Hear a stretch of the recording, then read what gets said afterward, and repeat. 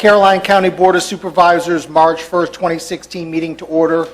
At the far end of the table is Mr. Floyd Thomas, representing the Mattaponi District. Next is Mr. Clay Forehand of the Madison District. Ms. Nancy Long of the Port Royal District. Mr. Underwood is en route. We expect him to be here probably in about 45 minutes. To my right is Mr. Jeff Black of the Western Caroline District, and I am Jeff Seeley of the Bowling Green District. If we could stand for the invocation.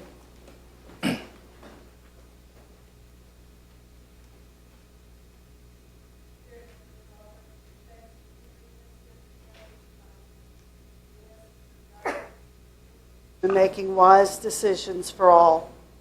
We ask for safe travel and for a blessed day tomorrow. We give thanks for your goodness and for your many wonderful mercies. In Jesus' name we pray. Amen. Amen. We all stand for the Pledge of Allegiance. I pledge allegiance to the flag of the United States of America, and to the republic for which it stands, one nation, under God, indivisible, with liberty and justice for all.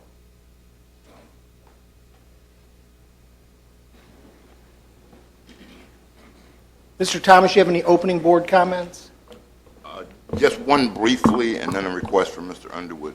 I was contacted by a member of the Fredericksburg Builders Association. You and I discussed this, and they asked if they would, the board would like us to make a presentation regarding their request to change the proffers during the General Assembly session. So I think I sent an email to all the board members. I just wanted to see if the board wanted to do it or not wanted to do it. Either way is okay. I just felt that when we were contacted, I should let the rest of the board know. And then the other one is Mr. Underwood has asked for a legal advice closed session. I guess when we're doing the closed session at 7, he ought to be back by then.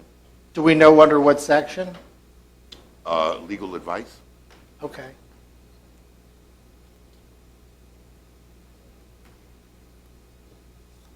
All right. And that was it for me. Thank you. Mr. Forehand? Just one item. The president of Germanna College spoke with him last week, and he's indicated that we need to put him on the agenda, have him give an update. It's been a little bit since he's been here, so just wanted to get that on the schedule at some point in the future. All right. Thank you. Ms. Long? Nothing at this time. Mr. Black? Yes, Mr. Seeley, I have a few. I would like to, and I will put it on, actually ask to put it on the amendments to the agenda. The polar bear plunge, I want to go back to that. I was informed this past week that Lake Landor was kind of stuck with paying for a lot of the services and setting up everything for the plunge. So I'd like to talk to, we called it a Caroline County polar bear plunge. So we haven't put any money towards that. So I would like to, I'll talk about that when we amend the agenda. The second thing, since the schools are here, I'd like to talk to the schools. I know we've been talking about the internet. I think there is someone from the schools that would really like to discuss with us a possibility of a solution to the internet problem. So I think that I'd like to set up something at some point with them in regards to that, just that particular topic. The next question I have for you, Mr. Cully, do we know when the reassessments will be in the mail? Well, they're slated to go, the notices are slated to go out March 4th. Slated to go, so okay. All right. March 4th. Friday, March 4th. Okay. And the last thing is kind of a comment. It's kind of an ongoing, I talked to Mr. Thomas about it earlier. I've talked to Major Mosier about it. This morning, as I was driving after I had voted, as I was driving to work, one of the businesses in my district had a bag full of trash that had basically exploded all over their property. And I think it's time that we need to sit down and discuss how we can fight this, because I'm glad that Mr. Nelson is here to talk about it. We have adopt a highway programs. Mr. Nelson's very good as far as responding to a trash and litter pickup within the county. However, I think it's going to come down to we're going to need some enforcement. And as far as we're going to have to set some examples of some people as far as, when littering and unsecure loads do take place, because I don't think that problem is going to be solved in such time. So I think that's something that we're going to have to sit down with the sheriff's office and discuss, because we have several roadways in this county that are not appealing. And if you go on 639 towards Lake Landor, I don't think anyone in that community wants to make it to look like a landfill. So thank you. I will ask Mr. Cully to add Germanna College and the Inner Through the Schools to the agenda in March 15th. How about we contact him and find out when he can come? That's fine. We haven't put him off from being on an agenda. Okay, we so he just- hasn't asked. Yeah, so we'll see what works for his schedule, but if the 15th will be fine with us, I think. Okay. Mr. Chairman, a question, weren't we supposed to have the school's IT person today, or? I thought, Mr. Cully, you said they were coming. I didn't see him on the agenda, so I figured there was That's right. something. We talked about it 2 meetings ago, and they were supposed to be here then. We had him scheduled for tonight, Mr. Chairman, members of the board, but in lieu of the discussion at the last meeting, we weren't sure as to how to proceed on that. Okay. Should we add them to the March 15th if we can get them? We can add them to March 15th. If it's okay with the board, I can meet with them before then and report back to you, or either way we can handle it. Up Any to you. preference? Agenda or Mr. Thomas? Huh? We'll have them come to the next meeting, if they can. And I have no opening board comments at this time. Amendments to the agenda. I have the legal advice.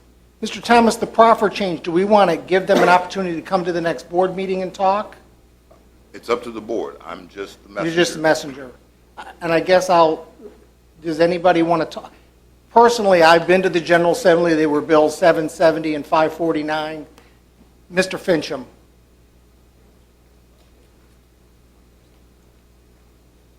Mr. Chairman, I have an update on that bill. It was stricken from the docket in the Senate Committee on Local Government today. So 549 is going, what about, or 770 is going? That was 770, I'm sorry. Anything on 549? Because that's the House bill to the Senate. I'll check on that. Okay. But haven't we gone to crossover day? We're past crossover, and they've already tabled one bill. So that House bill shouldn't come up to the Senate, so it should be, The House bill won't come up to the Senate. It's the Senate bill to the House now. See, it passed in the House, and I don't know where it was in the Senate. I didn't follow the 770 vote, or the 549 vote, which is in the House now. 549 was the Senate bill that crossed over to the House, That one which made it did a over. lot to us in terms of proffers and what they wanted to limit counties to be able to do, which, in reading the bill and going to the General Assembly and talking to various members, it didn't seem very favorable to us, localities that weren't abusing the system, but this was directed at Northern Virginia counties, and they actually got exempt in one of the bills, in one of the amendments. So the ones that were actually going to bear the brunt of it were small localities around the state, not Northern Virginia. So I didn't see the benefit in that. So I don't know that I need anybody to come talk about that, but if other board members, because it really didn't help us. Mr. Fincham? The House bill, the Senate bill did make it through and get approved Senate bill on conditional zoning. 549. 549. Thank you. Right, so there's no negotiation. So it's probably going to die in negotiation. So I didn't, like I said, I went down and spoke on those bills, both of them, and spoke to members of the General Assembly, because I thought they were going to hurt us tremendously. I have two amendments. I have one amendment to the board agenda tonight, which is the polar bear plunge under new business, and we'll call it 9A. Mr. Chairman, we would like to amend the wording of number 9. We got a little carried away with the approval of Lady Smith Commons should be Lady Smith Crossing. Crossing. Okay.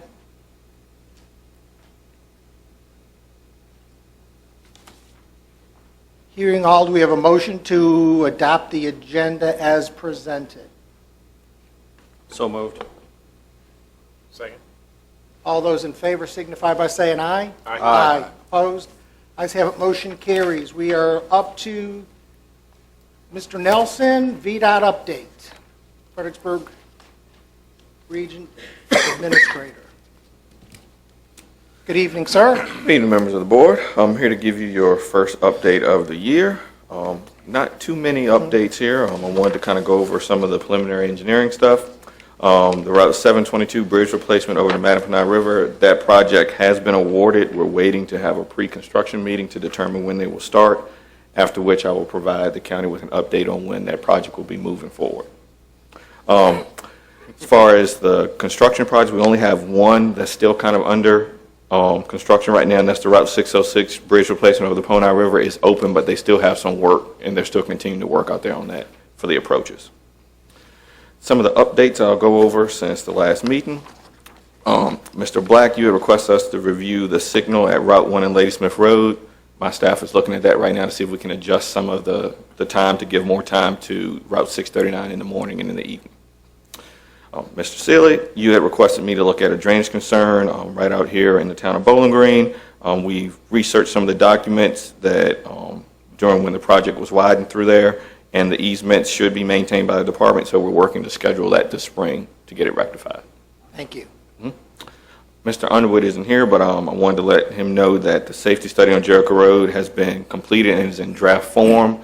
I would like to schedule a meeting with him to kind of go over some of those recommendations before we actually present it to the board and move forward. Mr. Forehand, I don't have any unresolved issues from you, but I'd like to schedule a meeting with you kind of the way I did with Ms. Long to give you a Board of Supervisors manual and go over any concerns you've got in your area. Ms. Long, we had met last, I think it was a week and a half ago, and we talked down in the town of Port Royal, and I'm going to be looking at the request to extend the speed limit in the town of Port Royal. I'm working with our traffic engineer on that right now within the boundary limits of the town. There was also a request to look at Middle Street in the town of Port Royal, and we found out that that section, that small section of Middle Street in the town is actually a state-maintained road, so my staff has been informed that it should be maintained as such. We're also looking, there was a list of various maintenance concerns in the town of Port Royal, and we're working to get those things scheduled and rectified. Mr. Thomas, you had a request for us to look at litter along Coolwater Drive. We're working with the regional jail to try to get some of their assistance to have people go out and pick up some of the litter from out there. There was also a request to review flooding concerns on Coolwater Drive, and we installed a device out there. I rode through the other day when it was raining, and it looks like everything is smooth sailing now. Those are my updates. Do members have any questions? Ms. Long? Thank you. On our list, just so you can add a couple little things that we talked about, there was Caroline Street, taking that in also, and I know that one is not in the system. Also, the timing on, if you're on 301 South and you're making that left-hand turn to go down toward Tappahannock, that traffic is backing up, and come summertime, they're going to be going across the bridge. So we need to work on that. And then also, just to remind staff to get together with VDOT about Stonewall Lane, to get the whatever agreement for getting that paved. That was approved in December 8th meeting. So we can get that on the schedule. All right, thank you. Any other, Mr. Forehand? Mr. Nelson, one item. You familiar with the issues on Cedon Road, the sharp curve around the 5400 block of Cedon Road? They've had according to the residents there, they've had about 3 individuals that have tried to straighten that curve out, and they end up in their front yard. There's some concern that either the signage isn't enough, the speed limit's too high. Okay. They're concerned their house is going to be struck from a vehicle. Well, we'll take a look to see if there's any small improvements we can make to bring awareness to the curve. I think after the second, I think they did add a sign. This last accident actually took out one of those signs. Okay. But it is an ongoing issue. If you could just take a look at that, please. Will do. Mr. Thomas? Thank you, Mr. Chairman. Mr. Nelson, good to see you. Happy New Year. Thank you. We've seen you for a while. And I always want to commend you when you do things well, because the reverse is always true, too. But I know I said something before about the lights in front of the food line, the pedestrian traffic flashing yellow lights that were installed at the crosswalk. Okay. That is a wonderful thing. The other night I was going by and they were flashing, and we actually had a fatality there a while back, but that's a great thing you did. I appreciate that. Okay. So I always want to say thank you. I haven't been to Coolwater Drive. I was supposed to go there over the weekend, but I didn't make it. I'm going to take your word for it. The litter part, somebody called me yesterday about. Yeah, we haven't gotten that picked up, but we're working to try to get a crew Okay. to do that. And the last thing, you promised me 722 Bridge was 4 months, right? I can't remember what I promised, but I remember. when we have the pre-construction meeting, I know there's incentives in that contract for the contractor to finish early. Once we have that pre-construction meeting, I will emphasize that they need to finish as soon as possible. Okay, because that's the one where we have the couple of months while school is out to not impact the school bus Now, traffic. the question I have for you is, I talked to Ms. Long about potentially having a citizens information meeting or like a pardon our dust for the bridge work that's going on at 301. Would you like us to have or host a pardon our dust meeting so people can know about the impacts of the project for the citizens in that area? I think that would be an excellent idea. Okay. Is your time frame the next couple of weeks or the next month or so? It will be probably within the next month. We're trying to schedule a pre-construction meeting. Once we schedule that, we can figure out when the contractor plans to start, and we would have that meeting prior to him starting work. Okay. I plan to do a couple of district meetings in the beginning of April, so I hope that'll fit in and you could be the keynote. That may work. Thank you, sir. Mhm. Mr. Chairman. Mr. Black? I want to thank you. Obviously, that Route 1 639 issue is pretty big, so I mean, if you could get that signal to east-west, obviously longer, in both the morning and the evening, that would be a huge benefit, because we only have the one lane going in each direction, whereas Route 1 is Multiple lanes. and we talked about that. So thank you for looking into that. A couple things, not shockingly enough, we need a trash pickup along 639, if that's possible. Which side? Basically from Route 1 to basically a little bit beyond Lake Landor, out and towards Okay. the Charlesburg area. The same. Winery, yeah. I thought it was from 207 to Lake Landor. If you want to extend it further, then we can do 207 to the Can we winery do a little- in Charlesburg. We did from the school to 207. Yeah, and let me just, I'm just going to kind of let you all know this now. We're going to try to work with the regional jails to do this, because when I pull my guys off from mowing, pothole patching, cleaning Right. ditches, and everything else, we're picking up litter. And I understand it's a big problem, but we've got some other issues out here. So we're trying to work with the regional jails to use the inmates yeah. to do this. So the scheduling of it isn't as, I can send my guys out there tomorrow and make them do it, but it's kind of hard to pull them off of other things, especially with the snow we've had in these potholes. Do we need to ask the sheriff? Do we need to ask the sheriff for help? Or would that I don't help? necessarily know if it's the sheriff that you need to talk to. We Their work author- with, The jail authority. But Yeah. you schedule with them, correct? we schedule it with the Superintendent? superintendent down at Dawn, at the jail down there. Just out of curiosity. I mean, it's not something we need tomorrow, obviously. It's not the regional, But- right. How We can- often, we can- I mean, what is usually the turnaround time on that? What was that The for? turnaround time, like when you Well, we ask- try to get 2 crews a week if we can get them, but it depends on what they've got Okay. going on. Okay. I mean, it's not something that needs to be done tomorrow, but if it could be done in the next couple of weeks. Okay. I'm obviously, and you guys have done a great job. I mean, there's obviously Adopt a Highway programs that out there that we were out there in January picking it up, and it's frustrating because 3 days later it's, Back to- I understand, but it just gets to a point where it does need to be picked up because it just gets so heavy. Okay. So that's important.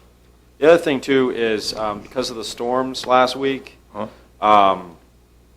there's a lot of, I know west of Lake Landor, going towards Charlesburg, there's a lot of trees that had, I guess there were several trees that had fallen down, and I believe several of the there might be in your right of way as well. If you can, when you're doing trash pick or something, they'll probably need some chainsaws But there's definitely some, a car goes off the road in the right place, they're going to nail some pretty big pine trees. So that's a little bit of a concern there. The other thing too, and you had mentioned it, as far as potholes are concerned, we're already starting to see those. County Line, Church Road, there's several there on the way to voting this morning on that road, as well as Charlesburg Road. There's one you could lose your car in there. So, I mean, it's pretty big. So if we could get some patchwork on those. And then the last thing, the speed bumps, and I understand you might want to wait because Yeah, I rode through there, the snow plows.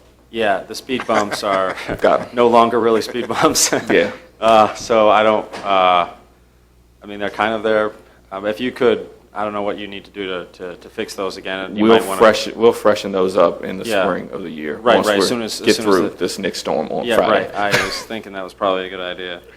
And that's it. So thank you. Like I said, let me reiterate what Mr. Thomas said. You've always done an excellent job for us. So I do appreciate. I mean, it's a lot of stuff that you have to take care of, but we do really appreciate it. So thank you. And just to let you all know, for the potholes, if citizens call you for potholes, the best way for them to get rectified is for them to call 1-800-4ROAD. It goes in our work order system, and the guys get it automatically. It doesn't have to funnel through me. It goes directly to them, and we're able to prioritize those things and get them fixed. I was going to speak for you and ask if you wanted the trash picked up first or the potholes fixed, because I think it's probably a choice since it's the same people. And my guess is it's the potholes. So I understand Yeah, your resource I'm going to have to do problems. the potholes myself because we get claims for damaged tires and whatnot, and that's a safety hazard. Correct. You do? Yes. Can you repeat the number again? Oh, 1-800-4, F-O-R-R-O-A-D, 4ROAD. Or they can call 540-899-4300. Mr. Chairman, may I ask one more? Mr. Thomas? On that same note, Mr. Nelson, during the snowstorm, we all got calls from the, citizens that asked the county to fix their road, and we referred them to VDOT, because that's what you do. Yes. Is that the same number? Yes. In emergencies and snow Yes, plows will block them in, they should call 4 roads. Well, if a snowplow has blocked them in, we don't come back to unblock somebody's driveway. I was hoping you'd say yes, but I No, knew that's you not happening. We don't clear sidewalks, so. I knew you weren't going to do that. But if their road has not been cleared at all, that's what they should call. Call that number, it goes directly to our office, and we get a report, and we run that report every so often and send it out to the guys to make sure things are rectified. Obviously, we could, regarding litter pickup, we could keep a crew busy every day of the weekdays. Is there a process or something we could investigate, having a dedicated crew for the county purposes for litter pickup? Well, I think we use these crews for a little bit more than litter, too. I mean, we use them for mowing, helping ditch. No, I'm talking about the inmate crew, I'm sorry. That's what he's talking That's what I'm about. talking about. I mean, we use them for a little bit more than that, but during this time of year, we do like to use them for the litter pickup. The thing is just being the access of being able to get the inmate crews.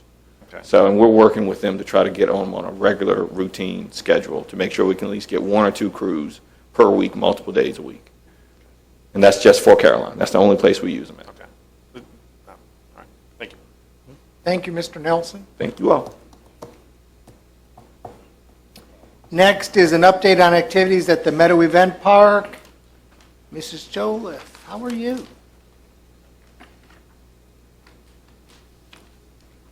Good evening, members of the board. Good evening.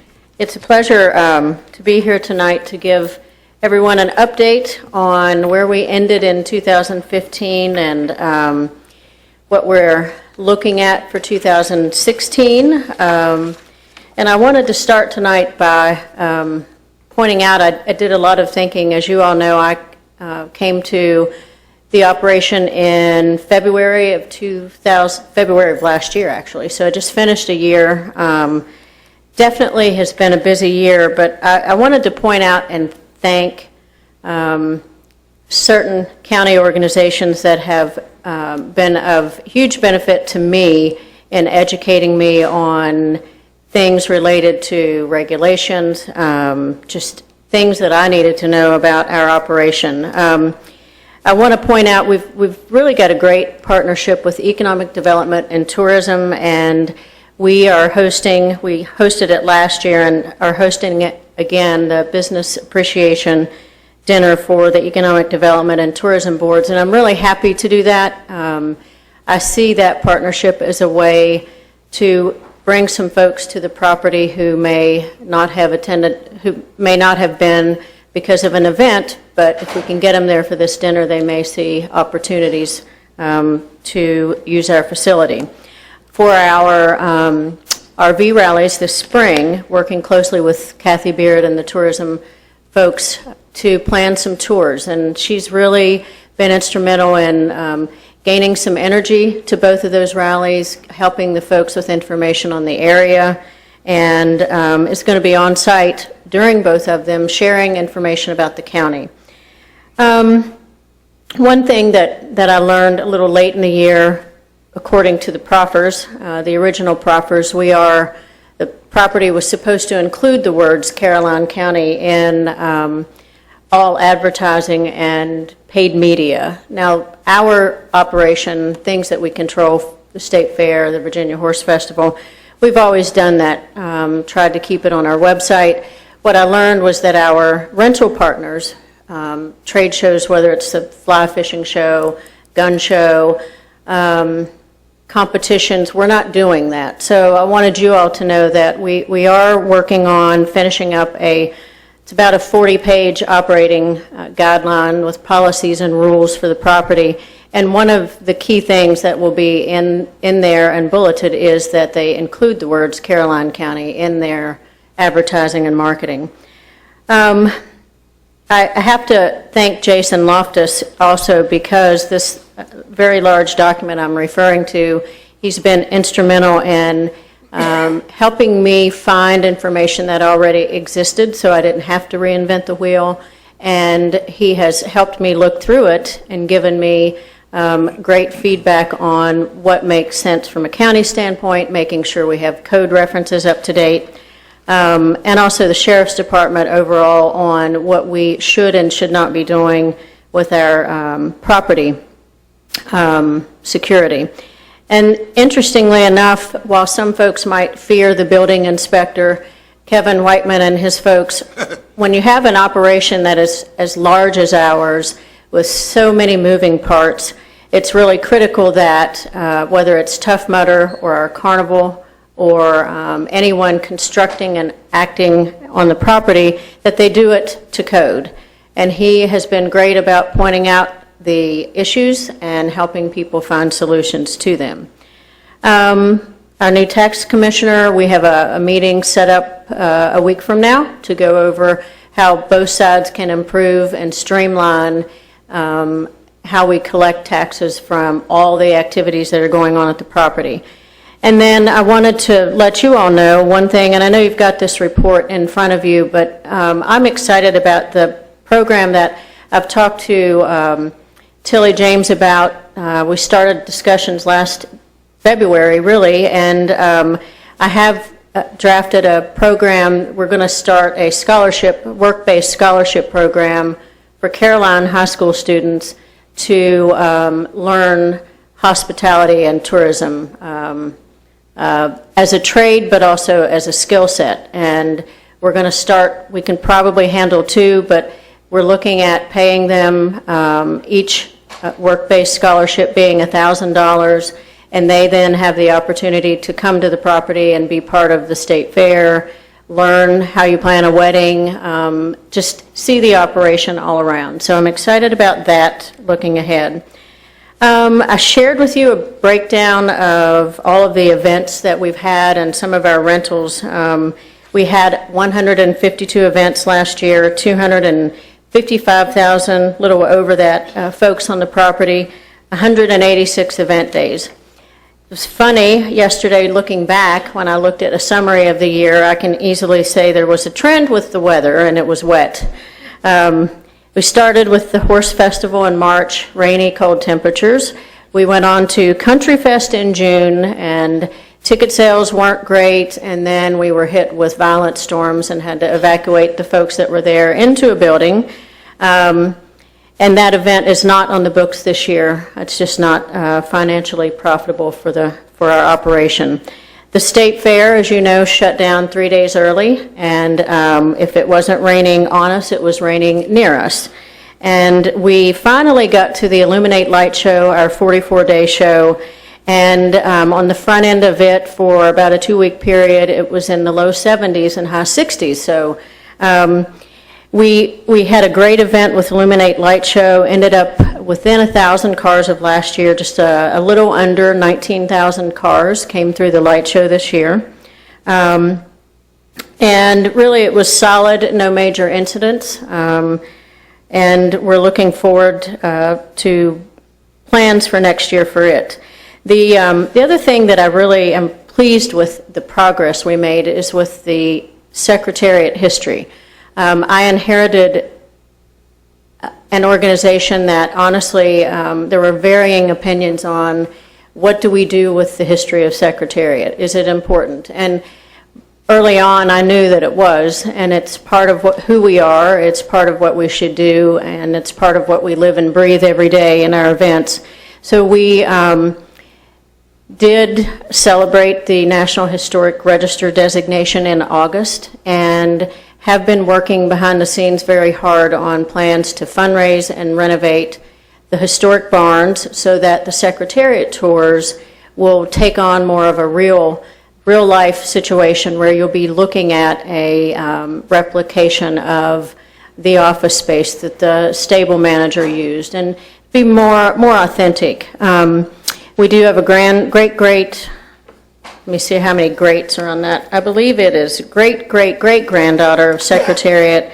Groundshaker is in Caroline County and will be at the Horse Festival. And we have plans to have Groundshaker on the property for the next couple of years. And that's a major addition to how we're telling the story. It brings it from paper to real life. I don't know if you all knew, but the 2016 is the 80th anniversary of Meadow Farm Stables, and it's quite a milestone and will be part of the celebration coming up in April at the Horse Festival. And then looking ahead at this year, obviously we came off of a very, very challenging year financially, but behind the scenes, to remind everyone, we are owned by the Virginia Farm Bureau Corporation, and I can't state over and over, and I can't really put a value on how important they are as a partner. They're a stable corporation. They have a vested interest in agriculture, and we are working diligently to strategically map out our future and to operate with financially sound practices. And so we've spent a lot of time since the beginning of the year working on those pieces. We're looking, as I said, at the Horse Festival coming up in April. The State Fair is scheduled for September 23rd through October 2nd. We're doing a lot of new things with it. We've hired a new ad agency. We are shifting part of our really taking a different look at how the grounds are laid out for the fair, adding some things, and streamlining our ticketing pieces. Just a lot of good stuff happening and a lot of energy with the fair piece. We have not set the final dates, but do have the Illuminate Light Show. It will happen again late in the year, very similar and very close to the same dates that we have been operating. And when I looked this morning, we're pushing hard as a staff to bring business to the property. Our wedding rentals and our business is really it's trending upward, and we have just this year alone, I believe it's 17 or 18 weddings on the books in the mansion. In the first 2 months of 2016, we've already hosted 15 events in the Farm Bureau Center and have over 85 event rentals yet to come through the year, not counting our 3 signature events, the large events, and all of the Secretariat tour business. We also are looking hard this year to fill in our weekday business and targeting corporate meetings and business retreats in the mansion on our soft Tuesday through Thursday dates, and have a package together to look at that. So I feel like we're positioned to have a good year. weather's going to be better, and I just want to reiterate again where we want to make the county shine and are looking for a very active and prosperous year. So I would be happy to answer any questions or provide any other detail to anything ahead in my report. Thank you. Thank you very much. Do you have any camper events scheduled? We do. We have our first 2 recreational vehicle rallies. The first one is mid-April, and the second one, I believe, is mid-May. And we'll have, I would guess, 120 or so units in the first one.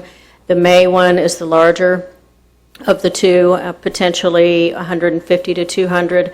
But I've also given property tours to 2 different organizations who want to look at international rallies at the site, which could be 350 units to 500 units. Would be probably 2018, 2019. Mr. Thomas? Just a question. I know it was shortened, but did you have the attendance for the state fair? Yes, we ended up about 125,000 for the 7-day run. And it's normally almost 2 weeks, and twice that? 10 days, 10 days. And 235,000 was 2014's attendance figure. Okay. Thank you. Yep. Mr. Black? Yeah, I have a question. I think you and I have talked about this. Several years ago, Caroline County did away with the fireworks for the 4th of July. Is that, I mean, since you guys have the venue there, is that something that you would consider as working with us in some way, shape, or form to have a, if it can be worked out, a fireworks event for the 4th of July there? My honest opinion on that right now is that King's Dominion sits right behind us, Yeah. and they do such a large fireworks show that I don't know that in our specific location it would make sense for the 4th of July. Okay. Doesn't King's Dominion charge a large sum, though? I mean, I think King's Dominion, if you're in the park, you probably pay your regular park admission, and you're there, and you can view it from inside. I'm not sure how visible it was from outside the park. okay. All right, thank you. You're welcome. Ms. Long? Yes, I just wanted to say thank you. I took my grandchildren to the light show right before Christmas, and they thought it was fantastic, and they had a Good. great time, and it was very well done. Thank you. Good. Thank you. Thank you for coming this evening, and thank you for the update. You're welcome. And we're hoping for a good year. It's going to be. Thank you. Next, proposed Dominion Power Transmission Line Upgrade. Mr. Beasley. Mr. Chairman, members of the Board of Supervisors, my name is James Beasley with Dominion. I'm going to introduce Les O'Donnell. He's project manager for the proposed transmission line upgrade. He has a long career with Dominion. Now he works for our contractor, Burns McDonald. He has a presentation here. He will go through that, and if you have any questions after, we'll be happy to answer those. So, Okay, thank you. Les. James, push B on that keyboard. B. B.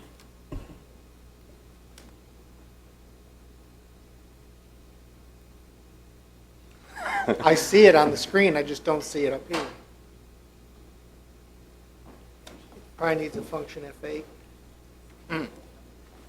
That's my guess. I know you did a good job earlier. You had it up. You had it up. The projector probably timed out. I see the projector on.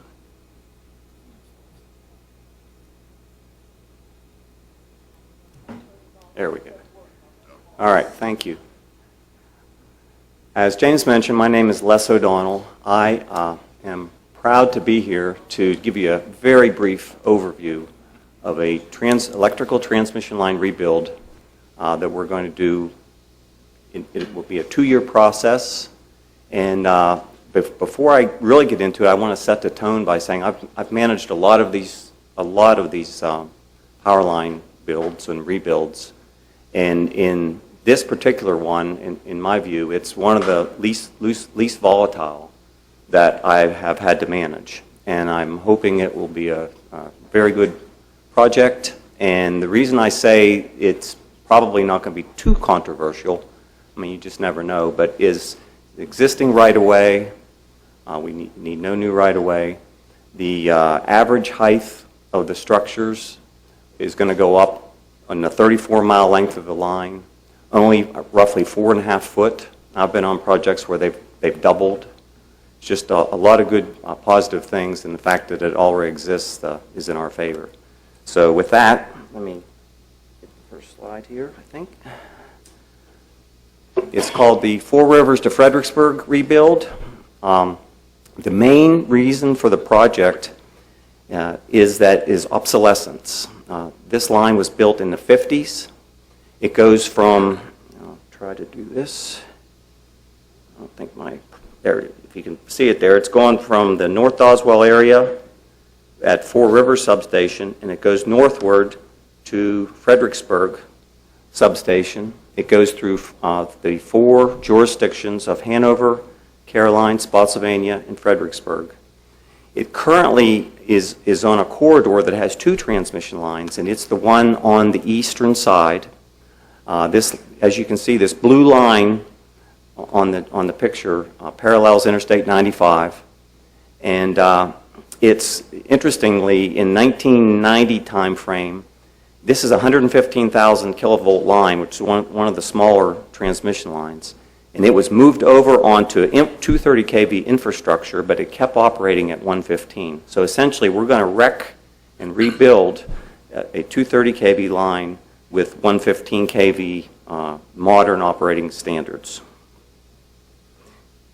As far as Caroline County goes, it's interesting to note that 60% of this project, 34 miles in length, is in Caroline County, and it's 19.2 miles. And as I said, it's predominantly obsolescence. In fact, Rappahannock Electric Co-op are working very closely with REC. They have 4 delivery points, and one of them is called Woodpecker Delivery Point. And the structures that are going in, I'll show them to you in a minute. They are steel structures that are weathered steel. It has a rusty look, so it looks just like the wood that's there. And we don't have to worry about woodpeckers anymore with that. And believe me, that's a real problem. It's similar to the pothole issue we talked about earlier. All right, I'm going to try something else here. I think hoping my pointer's going to be a little bit brighter. Yeah. All right, now it's a very busy drawing, but I'm going to simplify it for you by saying that this is a view of the existing right-of-way looking to the north towards Fredericksburg, and the project will start at Doswell and work. It'll take 2 years to get up to Fredericksburg, and I'll go over the timeline here in a minute. But on the left is the existing arrangement, and we're only rebuilding this 47 line. Okay, so and if you look over on the right, this is the new arrangement. This one. This 256 line is staying exactly as it is and will remain energized.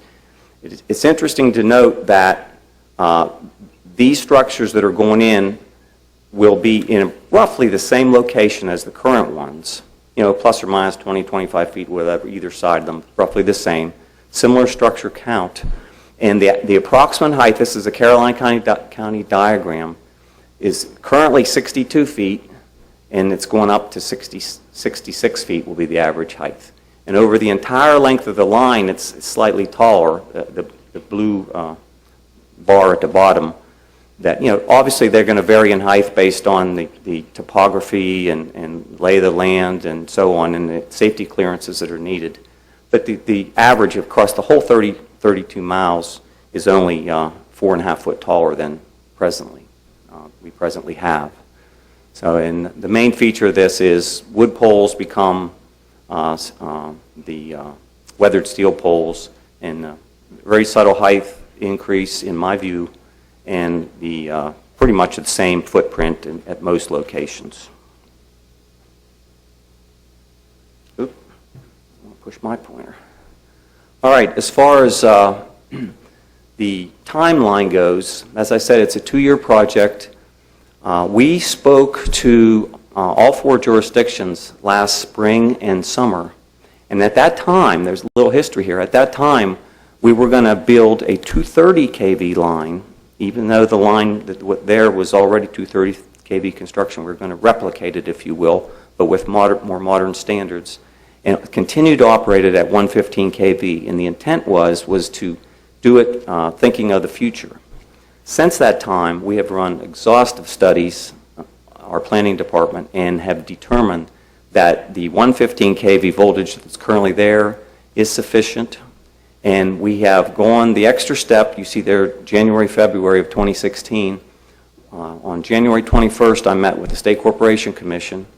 They had reached out into, typically they don't dabble in 115 kV lines, and they had expressed some interest in a few. So Dominion went to them about this particular one, and in their view, they do not need to be involved. So that brings us back to where we typically are and how we had been approaching things by working with the 4 jurisdictions. This month, about a week ago, we had public outreach to all property owners within 300 foot on either side of the right-of-way. We've talked to all 4 jurisdictions, and we're preparing the necessary permit applications for Spotsylvania County and the city of Fredericksburg right now. If you look at the bottom bar there, we have public open house events planned. Typically, these are not always done with 115 kV, the lower voltage, but Dominion's been doing more and more public outreach and doing things not only with these 2 events, one in Fredericksburg and one in Ashland this month, but also in the area of environmental protection and safety. Everything, it's kind of being done as if it was going through State Corporation Commission, quite frankly, and I think that's a very good approach, and I'm glad that it's being done that way. The construction is going to begin this summer, and that's a little vague term. I'm going to get we're going to build this line, rebuild it in sections. No one will lose their power. This is a high voltage transmission line that feeds many delivery points. And the challenge will be to keep those delivery points energized as we build right past them. And Dominion has a long history of doing that. We construct temporary lines, and I'm personally involved with the St. John's and St. John's delivery point that I know feeds Bowling Green, Transformer 1 there, and it's very important, and we have all kinds of plans to keep things safe and energized as we rebuild past the existing locations. And the term construction can be a little vague. The line's not, the first section's not coming out in the south at 4 Rivers to begin the project until June 1st, but there's much preparation has to happen on the right-of-way, access points, putting mats down in swampy areas and things of that nature to make the construction safe. And that's, some people, I view that as construction, even though we're not really tearing something down and putting something up. It's the preparation part. So that's starting probably in April. And within this county, I did a little checking while I was waiting to come up here. The bulk of the work, even though the target date for the whole project to be finished in Fredericksburg is early summer of 18, the work within the county here will be the 4th quarter of this year until the 4th quarter of 2017, by and large. And it's a linear process, and we're going to start at the south and go to the north. With that, I also want to mention, and this has been very, very good to get public feedback, and also I like taking pictures when I'm out there. I give reports to my team, and also we take those updates and we put them on our website. There's a website just for this project. If you go to dom.com and type in the keyword search 4 Rivers, our project is there now. You can see it this evening, and it's lays out. There's maps and how we do things and so on. And we'll use that as a venue to put construction updates, pictures of the progress. So the people in Caroline if their interest level's there, they can see. We're finished in Hanover. We're getting ready to start, and that type of thing. So it's a very good thing. And then also that phone number is for anyone to call in with any concerns, comments, anything at all, and we have people that man that and address that. So with that, that's my very brief overview, and I'll take any questions that anyone might have, and thank you for listening to me. I guess I'll ask, since 60% of the projects in Caroline, I was hoping you'd have one of those events, one of those informational events in Caroline, since the majority of it's really done here rather than Ashland and Fredericksburg. Well, I guess we were trying to split the difference. What we're doing is having, we have these maps that are going to be up at the different locations that they're closest to. And at this stage of the game, I don't want to refuse you, but the normal, it takes a lot to put them on, and we already have two, and like 100-mile long lines, we'll have two, and sometimes one, and this is much shorter. So we hoped we were I see James catching anxiously. everyone. Yeah, Mr. Chairman, I will say this, if there is some interest in Caroline County, or there's, why don't we talk offline? That's fine. After Ashland and after Fredericksburg, and we'll evaluate that going forward. I don't know what the response has been to the letters going out. I don't know if any board members have heard.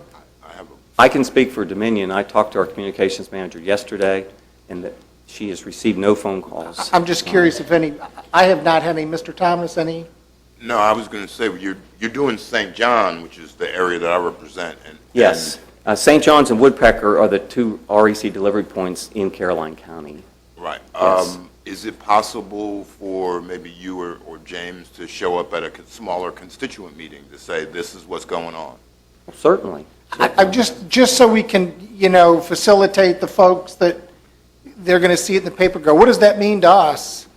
I don't know that you need a full-blown, and maybe some of the charts, some of the things that you use, once you produce those, you can readily We'll be reuse happy it. to work with you and Definitely. the board members to do that, absolutely. Well, like I said, just let's talk offline after this. Okay. We'll get some dates squared away, and we'll have you. Yeah, my initial concern was the dates, because we took the time to go through the SEC, and I lost 3 months on my project, and but We're we'll not do- interested in we'll do slowing you anything. down. We'll do anything. Mr. Thomas? I did have one. Well, first of all, just to let you know personally, everything built in the 50s is not obsolete. Some of it hurts a lot, but I understand. I will vouch for that. But the one thing, I think we talked about St. John, that's really my concern, is what's going to happen there. It's right next to a lot of people. The other thing is, can you inform us when you get to Caroline? Can you yes. be proactive and say, we're at Hanover, and yes. we'll be in Caroline in whatever date? Yes. And I think that would help us a little bit better, and we'll try Not to stay only will aware. it be on the website, but we will reach out and make sure you're aware. Well, That's not a I've problem. got a couple of people in the audience who don't have internet access. Sure, certainly. So if you could inform Yeah, us, we'll we'll try do to it. get them. I'm Okay. glad to. Yeah. Thank you. Mhm. Any other questions from board members? It is what it is. Mr. Black? I just have a question. What are your plans on, like, there's some major power lines in the western side of the county. Are there any plans on doing anything with those? I know those have been around for a while, the high voltage ones. You're talking about the 500 kV lines, Yes. if I'm not mistaken. At this time, I'm not aware of anything. What I will do is I'll go back to our transmission folks and inquire, and I'll get you an answer on that. Okay, and the second part of it, I know you guys do regular maintenance along those power lines. I mean, my house literally backs right up to them. Do you guys inform the residents when you're going to be doing, work on the right-of-way as far as cutting brush down and stuff like that? Is that something that you guys notify residents of, that that's going to be taking place? I can't speak for the normal maintenance practices, but during this project, that's something I did not mention. We have postcards that go out with like a hard hat on them, and it's a notice that we're getting close to your area for the construction that I presented. And I understand on the construction, but I'm talking about like on the regular existing power lines. It depends on what the project and what they're doing, but usually there's one that they're upgrading some stuff up in the Fredericksburg area, which they did alert the neighbors to. So yes, they do. So if you know. I mean, I just know from experience, there's been a couple times when we haven't been notified, and I've seen people in the backyard, and I assume they're from you guys, but is that something that we can talk about as far as, I mean, if you're going through a community and you see, all of a sudden some... Usually a lot of times our guys or gentlemen or ladies are dressed with our Dominion logos. Right. And sometimes it doesn't warrant getting a notification if they're just riding through and just doing a visual inspection. Right. But if for tree trimming or The any brush. side, a brush, or Yeah. just looking and making sure there's no obstructions in the right of way, we usually send a note card on that postcard. But I'll add that to the list and get back to you on that as well. Okay, thank you. All right, thank you Thank very you all much. for the presentation. Hey, James, thanks for the weather updates. Thank you, sir. We do appreciate your weather updates. Thank you. Appreciate it. Thank you. Next is presentations on the audit, PB Mayor Michael Garber.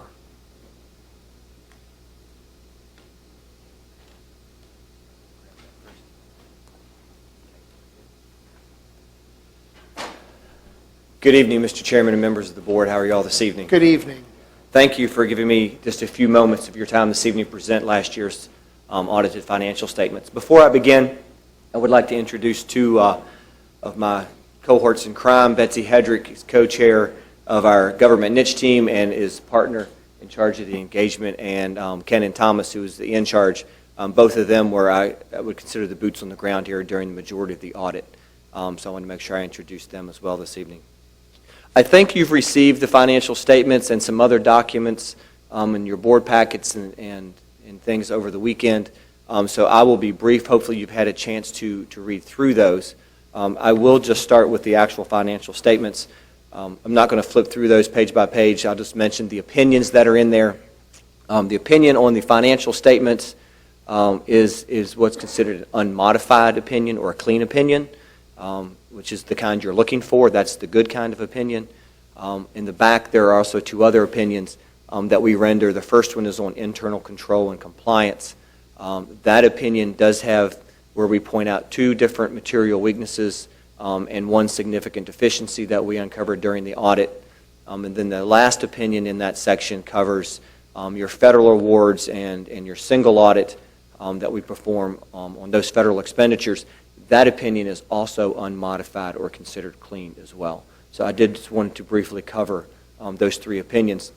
Within the financial statements themselves, in comparing to last year, the majority of the statements have not changed very much at all. The most significant change is the adoption of GASB 68, which is where you pulled into your financial statements that liability from VRS. We've talked about that for a couple years. We knew it was coming. And this is the year that we implemented that standard. And so we've pulled about $37 million worth of liability into the entity-wide financial statements for the county. So not a small number, pretty big change. Does not impact your general fund, does not impact your budgeting process, does not impact what VRS tells us that we have to pay in on a monthly basis and things of that nature. So I think it's important to remember that. It does at least pull that number, though, into our financial statements and show that we have this future liability for our retirees. So that was a pretty significant change. And then, of course, corresponding to that, the footnote itself that talks about that liability and the other aspects of VRS doubled in length. It's the most horrific footnote you'll ever read, maybe in any financial statement. It's awful. But it is all in there. I think everything we need to have is in there in those financial statements. But it is certainly... I have other financial statements that are not as long as that one single footnote. So it's that bad. But it's everything I think we're supposed to have is there. Lastly, in the back of the section, as you do start your budgeting process for another year, is a statistical section that does give you 10 years of history and information on different revenue sources, different expenditure sources, our debt and outstanding debt, and things of that nature. So as you start that budget process, it's always kind of a neat place to look just to see what kind of trends we've been following over the last 10 fiscal years. So with that, I don't have anything else I think that's major to point out within the financial statements. I'm happy to answer questions on this document if you want before I move on to the others, or I can move on to these and then we can come back and do it all at once. Questions on the initial document? We'll do them all at one time. Okay. That's fine. We can do that. The other two documents you have, there's one that is bound and addressed to the Board of Supervisors with today's date on it. This is a document that we are required to present to the board or a finance committee if we had one. It lays out the standards that we follow to do the audit.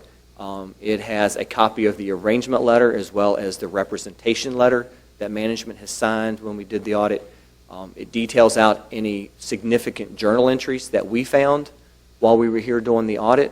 Those are in here. It also talks about any significant estimates that are in the financial statements, whether it has to do with depreciation expense, the VRS liability we just talked about. All those things are estimates. So those significant things are detailed out in this document. And I think sometimes I like to point out that it's some of the things that aren't listed in here that are good. If we had issues dealing with management, if we had problems completing our audit, we would detail those things out in here, and we didn't have to do that. While we had some problems gathering information, once we were able to get that information, everything was there, was accurate, and what we needed. So that's what's in this document. Lastly, there is just a stapled document with our letterhead. This is our management letter, and this just has minor findings, if there was a finding, more suggestions, things for you to consider.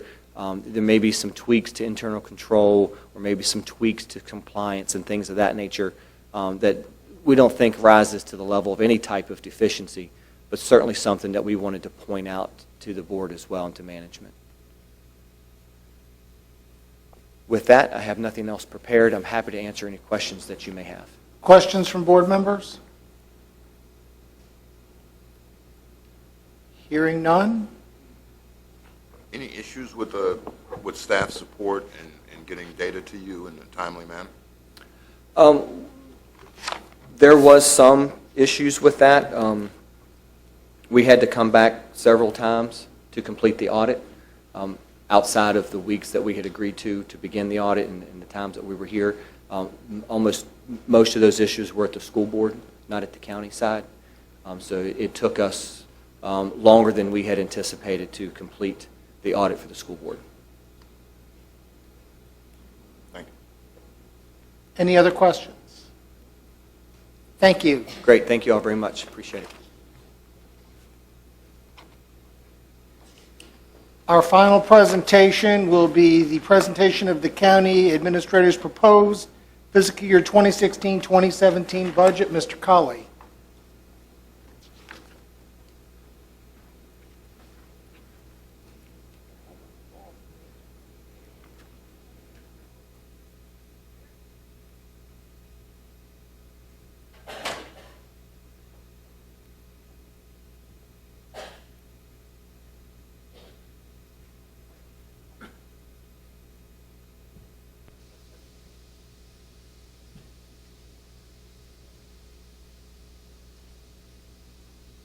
Mr. Chairman, members of the board, this is you've gotten copies of your budget, and I'll be providing digital copies to you tomorrow.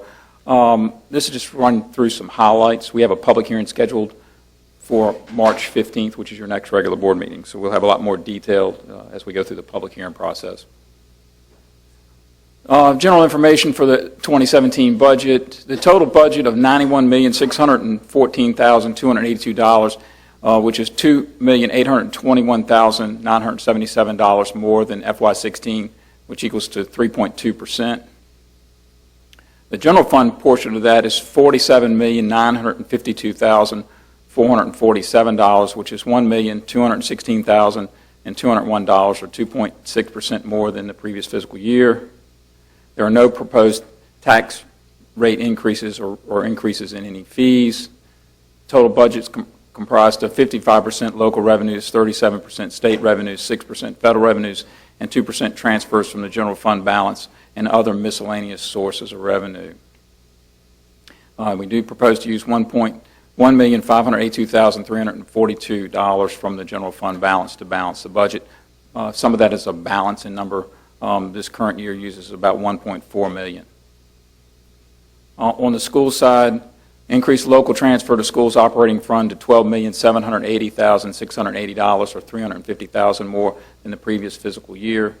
Increased transfers to school operating fund for bus leases to $244,111. That's an increase of $34,810 from this current year, and that's 3 leased buses. Provides an additional $186,184 to purchase 2 new buses, which would give the system 5 new buses for the upcoming year. Projects $706,909 in additional state funding for school operation based on the governor's proposed budget. The House and Senate have got different numbers, but those have not been made available unless they were late today. School capital projects, $30,000 for security, upfits, and waterproofing exterior at the school annex building adjacent to the former Bowling Green Elementary. $75,000 to convert to natural gas at Caroline Middle School. $12,497 for replacement of desks and chairs. $7,500 for floor scrubbers. On the county side, personnel related, we have proposed 5 new full-time positions, 3 EMT firefighters, those are called backfill positions, 1 secretary in the Commonwealth Attorney's Office, and 1 animal shelter technician, which is convert from a part-time to a full-time, so it's sort of a partial new position. Includes $306,572 for a 2% pay increase effective July 1 for full-time and part-time employees under the county administrators, constitutional officer, and social services departments. So that would be all, county employees. Comprehensive Services Act increase of $35,302 in funding, bringing the total CSA budget to $2,400,000. Required local match will increase by $11,325 to $746,943. Capital projects includes $1,979,447 for the following capital projects: $329,450 for lease purchase of 9 new sheriff's vehicles, $75,000 for repairs to Bowling Green Volunteer Fire Department, $500,000 for conventional cab fire engine to replace 1993 Frog Level Volunteer Fire Department engine. This would be a lease purchase, so it wouldn't be the $500,000 total needed in revenue. $180,000 for new ambulance to replace a 2005 unit. That also is a lease purchase. $150,000 to replace fire and rescue 4x4 SUV and 1993 brush truck. $160,000 for a solid waste roll-off truck. This would also be a lease purchase. $65,000 for a fire and rescue logistics building. $50,000 of that is grant funded, so it would really be $15,000 local dollars in that project. $300,000 replacement of financial management system. I'm hoping I can do much better than that. We're currently working on some numbers with that, but that was a placeholder that's sort of been in the capital improvement budget. And $100,000 for video and lighting system upgrades for this building. And I think that number can be a lot lower as well. So that was sort of a placeholder that's been in the CIP. We're currently working with some vendors to see what we can do with that.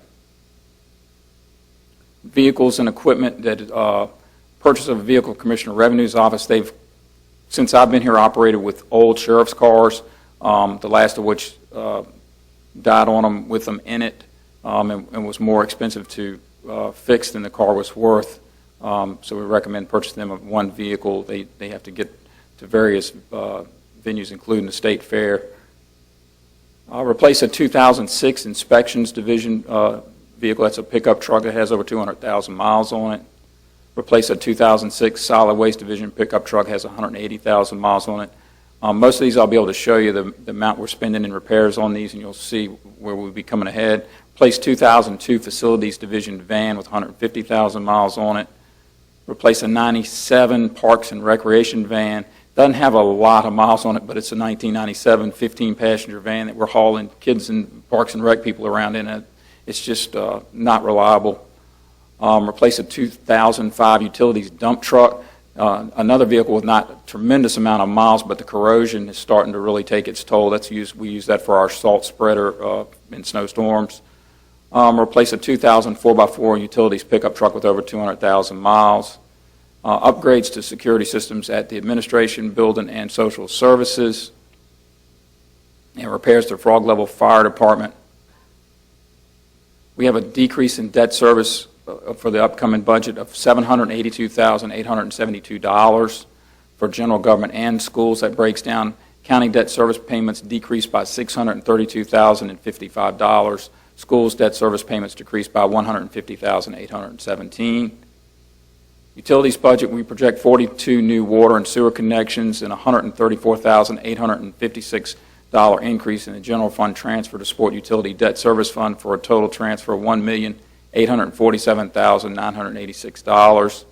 In that, we do anticipate $250,000 for the Rappahannock River withdrawal permit as we continue to work to obtain our permit to have our long-term water from the Rappahannock River, $200,000 for water supply well development on the current Carmel Church water system. We do have $11,555 decrease in debt service payments on the utility side as well. So as you can see, most debt service is on a decline in the FY17 budget. A chart you may not be able to read from the back of the room. I was practicing this at my office, but I don't have a screen this big. But as you can see, state revenues make up of the all revenue for all funds of the $91 million budget. State revenues about 37%, federal revenues 6%, other revenues are 3%, transfer from the fund balance is 2%, and other reserves. General property taxes make up 37%, other local taxes 8%, permits, fees, and licenses 2%, and charges for services about 5%.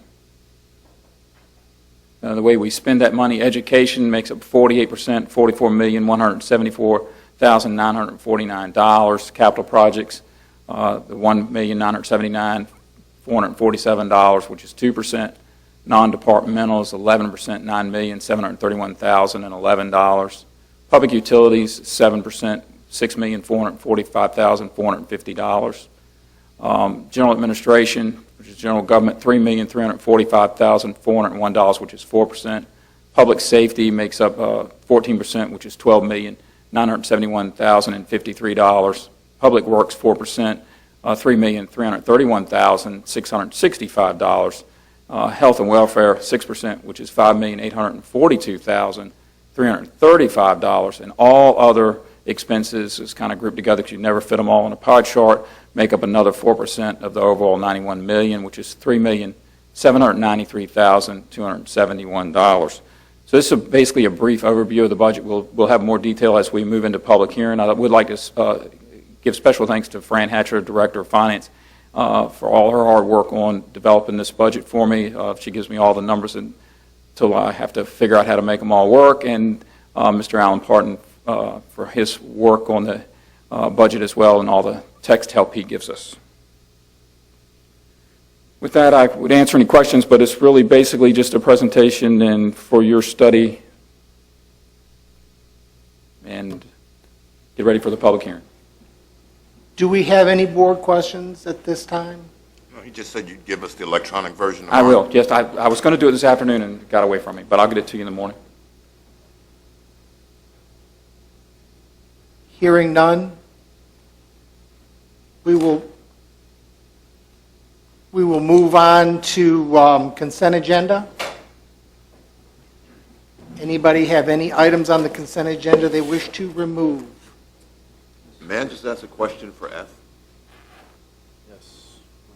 I believe Mr. Black has the same thing, so we'll just pull that out, and we'll do that separate for the rest. I just have I don't want to pull it. I just have a statement, I guess, on A, something that the board needs to consider. That's okay? Yeah, go ahead and do comment. Consent agenda, go ahead. As far as the warrants are concerned, I'm going to continue to talk about this. A couple of things in the warrants when we're spending our money, because the warrants of the county. Last month, we spent close to $22,000 on vehicle repairs. This month, it was around $15,000 on vehicle repairs. I think that's something that we need to, I know Mr. Culley is putting together something and dealing with the schools with a bus garage. I think that's also something we need to discuss about possibly doing a county RFP for all vehicles and putting an RFP out for what the labor cost would be. The second thing that kind of sticks out in my mind that I think it's a discussion that the board needs to have is last month we spent $22,000 in legal services. That seems to be a very high number. If you do it out over, a period of 12 months, that's over $250,000. So I would like, if it's okay with the board, for us to look at that if there's other options that are available. We'll have to, again, we've set the agenda. Right, We and can- and at another time, but as we're looking at the budget, I want that something that I think that we need to seriously consider. Thank you. All right, we have pulled agenda item F, a motion for A, B, C, D, E, and G. Move for the adoption of the consent agenda with the exception of item F at this time. I have a motion, do I have a second? Second. I have a motion and a second. All in favor signify by saying aye. Aye. Opposed? Ayes have it, motion carries. Item number F. Mr. Thomas, Mr. Black? Mine was just a question. I know we had a discussion with VDOT in December about removing the water tower, Correct. and my position was there was no cost to the county. Have a nice day. And I'd like to make sure that was still a reality. That is correct.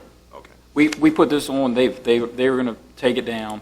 We just wanted y'all to know so it wouldn't be any question that it is coming down at their cost. Okay, but there was discussion that they wanted us to pay for half of it, and We said, showed "Have a them in nice the day." documents and the agreements of what was their responsibility, and Okay, and they are going to do the we're still going to do the Welcome Center on the inside of the northbound. Welcome Center. We don't have all the and specifics of that yet, All but America that's, City and all that thing. yes, we hope to have some electronic displays in there where we can actually, advertise the county, especially when you've got to get off, you can get off north of that at Ladysmith, so.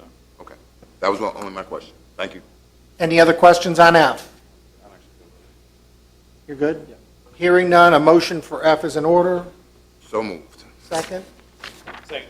Motion is second. All in favor signify by saying aye. Aye. Opposed? Ayes have it, motion carried. And we are going to recess and go into closed meeting, Mr. Black, and we need to add legal, Mr. Thomas, do we know what legal advice specifics? I mean, there is a legal advice section to the closed meeting. So whatever Mr. Do you know what Emerson says, Mr. Underwood wants to talk about? Because he's not here. I do, but I think I should let him talk about it. Okay? It's legal advice. All set?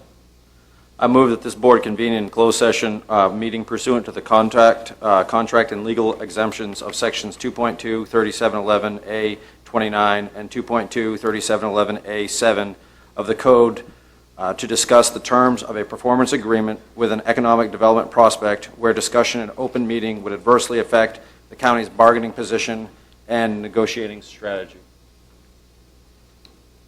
Second. I have a motion and a second. All in favor? Aye. Opposed? Ayes have it, motion carried. We will go to the back room to close back into order. It is now, 10 after 8, but we are going to move forward with public comment. Closed meeting. I need a motion to come out of closed meeting. Motion we come out of closed meeting? I need a second. Second. Motion and a second. All in favor signify by saying aye. Aye. Opposed? Ayes have it, motion carried. Mr. Thomas, do you certify those matters discussed in closed session are only those matters which were made in the motion? I so certify. Mr. I so Forehand? certify. Ms. Long? So certified. Mr. Underwood was in closed session. Mr. Underwood, I know you weren't here for them. I don't know how to handle. All right, Mr. Underwood? Mr. Black? I so certify. And I so certify also. There is no motion to come out of closed session.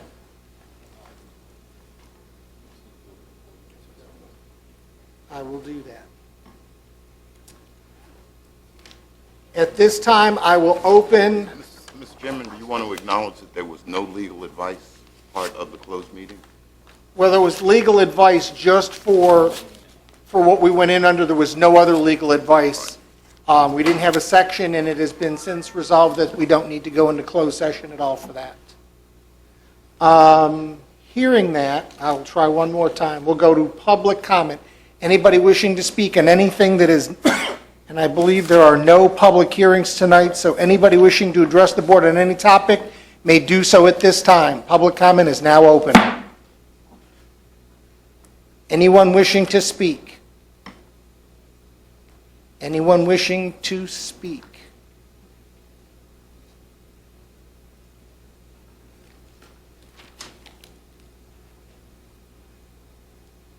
Good evening. Good Can you give us your name and your magisterial district? I'm Addie Terrell, Caroline County, Signboard Road. Breed Church. Go ahead. And I'm here because I had a notice that Twin Rivers was supposed to have been coming up to make some kind of statement or something. Say that one more time. I'm here on account of Twin Rivers was supposed to have been coming here to ask us something about us helping him out with the houses or something.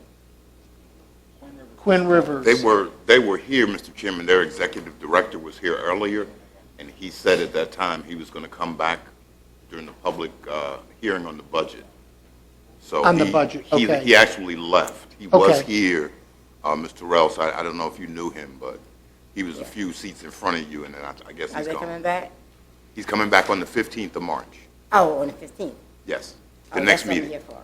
Okay. But you can go ahead and You voice can your say concern. You can whatever go- your concern is, you can do tonight. Oh, my concern was that maybe they want to help us with the house again, but we're not going to support them because the houses that they built, they are falling apart. And I had to do work to my house. Until they come back and do what they're supposed to do, I'm not going to support them. Okay. Thank you. Yeah, because the floors, ever since we've been in the homes. Ms. Green, you want to give your Give your name. My name is Eloise Green, and I'm one of the owners that they built a home for. And the floors, my floor, been squiggling ever since I've been in. And right now, it have gotten worse. In one spot, it just looked like it's about to go in. So I'm going to have to do some repairing for that. My water, I've been in my house like for 8 years or more, and I haven't used my water since I've been in it. Other than washing dishes, I put bleach in that. I still have to tote and buy water. I haven't used my water to cook with or whatever. And when I have holidays come, so you see what kind of water that I have to tote in order to do my dinners for my holiday. And I need better water in my home. I'm tired of living that way. They're going to put us in their homes, and with no water, if you ain't got water in your home, what the house good for? And I'm tired of it. I'm dead tired of it. So I just asking that I can get some better water in my home, so I can live better, enjoy my home. Other than that, I could have stayed just where I was at. Okay. Got cracks in. I just seen cracks in over top my kitchen door, the cracks, and the walls in the corners, and the house is just falling apart. It wasn't even finished. So they come back to try to build something else. They need to fix what they have done. They done undone, never fixed. So, Okay. Thank you. Thank you. Anyone else wishing to speak? Anyone else wishing to speak? Hearing none, public comment session is closed.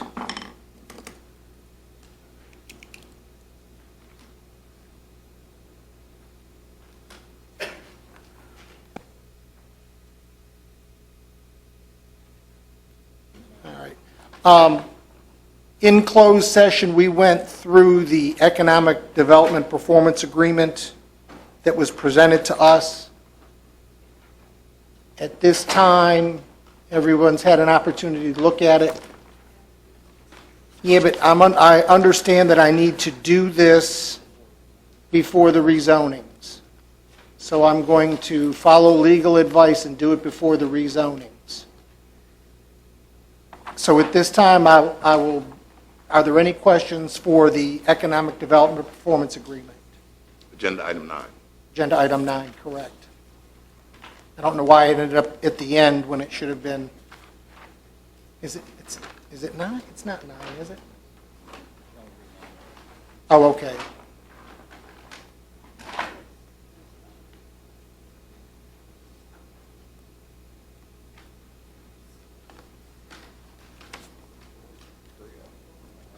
Hearing no discussion, I'll take a motion. Mr. Chairman, I'd like to make a motion that we accept the Economic Development Agreement, Performance Agreement with Blackwood Capital. I have a motion. Do I have a second? Second. I have a motion and a second. Any discussion? Hearing none, all those in favor signify by saying aye. Aye. Any nays? Hearing none, ayes carry, motion carries. We will move on to unfinished business. The first, agenda item number 3 is RZ 03-2015, Corker Whitaker LLC, Corker Family. We had a public hearing held at our last board meeting. We held public comment. Mr. Fincham, any comments? No, sir, Mr. Chairman. The proffers have been executed. The documents are the same as was presented to the board previously, and I'll entertain any questions that the board may have. Questions from the board? Any member? Hearing none, I'll entertain a motion on RZ 3-2015.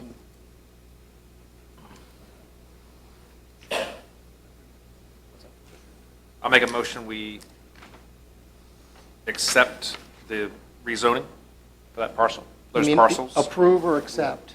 Approve, excuse me. Approve, thank you. I have a motion to approve. Do I have a second? Second. A motion and a second. Any further discussion? All those in favor signify by saying aye. Aye. Opposed? Ayes have it, motion carries. Agenda item number 4 is a text amendment to the zoning ordinance of Caroline County, Article Section 14, Sign Regulations, Section 6.2. The Planning Commission sent a recommendation to the Board of Supervisors. Is the way this is currently written.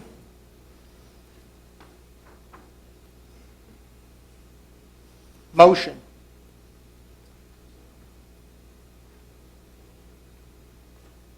Mr. Chairman, I move that we accept text amendment 107-2015. As presented by the Planning Commission. I have a motion. Mr. Chairman? Discussion? Sir. After you. My question was going to be, if you recall, staff presented a clarification to the language that would address the informational signage, which was included in your staff report. It's a bold language. 4B. Does your and I just want to clarify, the motion includes the language as 4B. suggested by staff on page 3. I am there. Ms. Long, would you like to amend that motion to include 4B for the directional signage on the building? Yes, sir, that's fine. I have a motion. I need a second. I'll second. Motion and a second. Any discussion? Mr. Thomas? No, that was my question, to make Okay. sure we had the two. Thank you. As presented in our packet. Correct. By staff. Hearing no discussion, all those in favor signify by saying aye. Aye. Ayes, any nays? Ayes have it, motion carries. Special exception 06-2015, Corker Whitaker, Corker Family, for Blackwood Capital LLC applicant. Any discussion? Mr. Fincham, any? Mr. Chairman, the public hearing was held at the last meeting. At that meeting, Mr. Black had prepared some suggested language that he wanted the board to consider, and I believe Mr. Black has that language. Thought that was agenda item 4, to be honest with you, because it would have been an amendment, wouldn't it have been to the sign ordinance? That was an amendment to the special exception permit Okay. itself. Yes, sir. So we have, here's what we had talked, the gentleman last time, and I'm probably, Mr. Fincham, if you can help me out with this, because There was kind of we were going with a compromise between what the Planning Commission had suggested and kind of what Walmart or the Blackwood Development had wanted. And correct, I mean, that's what I understand. And I have here a building designed or constructed in a contiguous grouping of 4 or more commercial enterprises shall be permitted to have a 10-foot tall sign with 60 square foot area of sign area, with no single-use tenant exceeding 32 square feet of sign area. Is that correct? And I believe what the applicant requested was that that be for any multi-tenant sign of 2 or more properties, or 2 or more commercial enterprises. Staff had given you the proposal of 4. I believe they asked you to consider that they be allowed a multi-tenant sign for 2 or more enterprises, 60 square feet in sign area, 10 feet in height. Mr. Fincham, this was specific to one larger out parcel, correct? This, yes, sir, this was specific to the one out parcel. Furthest west. Yes, sir, that is correct.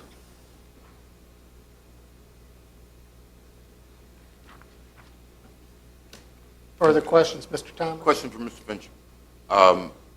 How do I differentiate this particular sign compromise with all the others? Because this is just for shopping centers, correct? The ordinance amendments are specific to the PSC zoning district, that is correct. Planned shopping centers? Yes, sir. And we have how many planned shopping centers in Caroline? I believe 2. Oh, where's the other one? I thought it was only 1. Where's the other one? The other one, the property is owned PSC at the just west of the Route 1/639 intersection on the north side. Oh, right. Okay. So if we approve this, that particular property owner can come back and say, well, hey, this is the sign you allowed them. I want a sign just like that. Or this sign is different because it's part of their special exception. Well, in theory, each should stand on its own. Right. But yes, you will probably hear that argument. But the reality is, this is part of the special exception, which makes it by definition unique. By definition. Yes, sir. Thank you. Okay. Other questions? Yes, Mr. Fincham, I apologize because I left my detailed thing from the public hearing at home. What we are on now is not the request for large signs that was originally requested. Is what I have in this book what the Planning Commission recommended? You have what the Planning Commission recommended with Mr. Black's proposed alternative language to the monument sign C, and the graphics for the monument sign C are included in your package. The Planning Commission recommendation was to keep the sign height at 8 feet. The applicant requested that that sign height be allowed for a multi-tenant sign, the monument sign C, to be 10 feet in height. That was actually 12 feet that they had recommended. The- No, they wanted 12.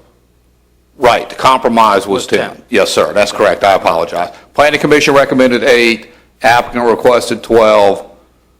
Mr. Black's language would split the difference at 10.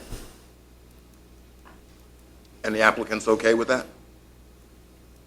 Mr. Fincham, since I can't ask the applicant, they're okay with that as far as you know? Because we could go back to 8 if you don't like it.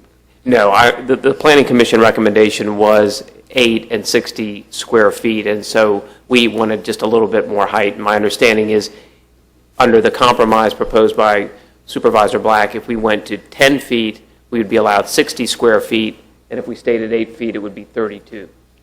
Yeah, and if we go to 10 feet, it would have to be 2 or more tenants, so. So you're happy, yes or no? Yes, that's acceptable. Thank you. Thank you.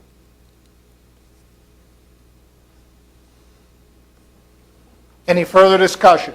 Mr. Fincham, with the exception of these three options here, the special exception really boils down to just these three options, correct? No other variances from the newly adopted sign ordinance? Yes, sir. I think for the most part, all the outstanding issues have been resolved with the exception of the one monument sign C.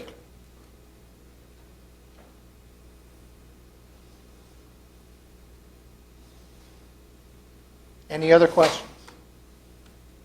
Mr. Fincham, number 3, to allow 394 square feet of sign area for development identification when only 300 square feet are permitted. Was that the Planning Commission's recommendation? The Planning Commission recommendation reduced that, and the applicant had agreed to the reduction, I believe. Yes. So if I make a motion to accept the recommendations of the Planning Commission with the one change recommended by Mr. Black, then we are straight? Let's, Yes, sir. Yes, ma'am. okay, then I can, okay. They're not labeled, but it would be option B of the three, or option 2 of the three? That's the I'm sorry. concern I have, is there are many, many options. Option 3, I'm sorry. And then we need to change the language from 4 to 2.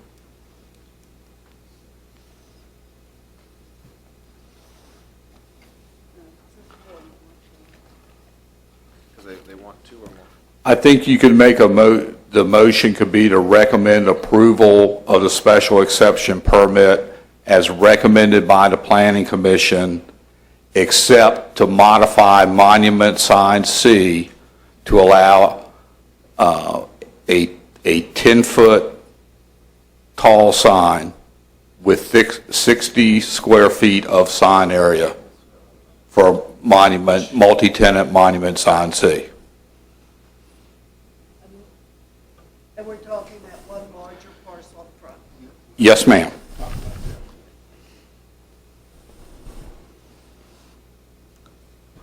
So I think I just made the language, if somebody wants to make the motion. Well, I'm just making sure we have the language before I get a motion so that we're correct. Planning Commission recommendation plus Monument C changes to 10 feet, 60 square feet for 2 or more tenants of signage. Do I have a motion for So that? moved. I have a motion. Do I have a second? Second. I have a motion and a second. Any further discussion? All in favor signify by saying aye. Aye. Opposed? Ayes have it, motion carries. Number 6, special exception 07-2015. Corker family, Blackwood Capital applicant. Mr. Fincham, any update on this? Mr. Chairman? That's what I figured. In terms of the signage, your motion should be exactly the same as SPEX 06-2015. This special exception request is also to allow, if you recall, the landscape buffer to be located within the area Of the easement. designated as an Right-of-way. ultimate right-of-way. Correct. Outside the 6 lanes. Right. Any discussion? I will take a motion. Make a motion, we accept it, the Planning Commission's recommendation, For SPX 07-2015? 07-2015, Second. As modified. as modified. Let me make sure it's as modified. Do we need, Mr. Fincham, do you want to give us the dimensions? I'm getting whispering in the ear of Recommend dimensions. a motion to approve SPX 07 with the signage as recommended by the Planning Commission, except with the modification for monument sign C to allow a 10-foot tall sign with 60 square feet of sign area for 2 or more tenants. And to approve the landscape buffer within the ultimate right-of-way as recommended by the Planning Commission.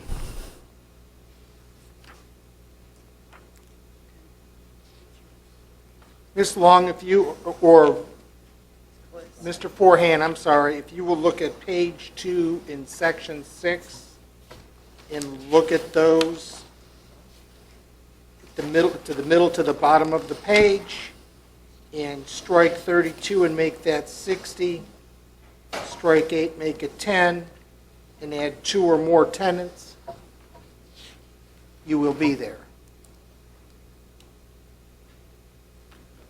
I'm on page 2, and it's not what you're... I'm sorry, page 1, sorry. It says page 1, it's actually page 2 in the board packet. I say we just say what Mike said. Yeah, but one of us needs to make the motion.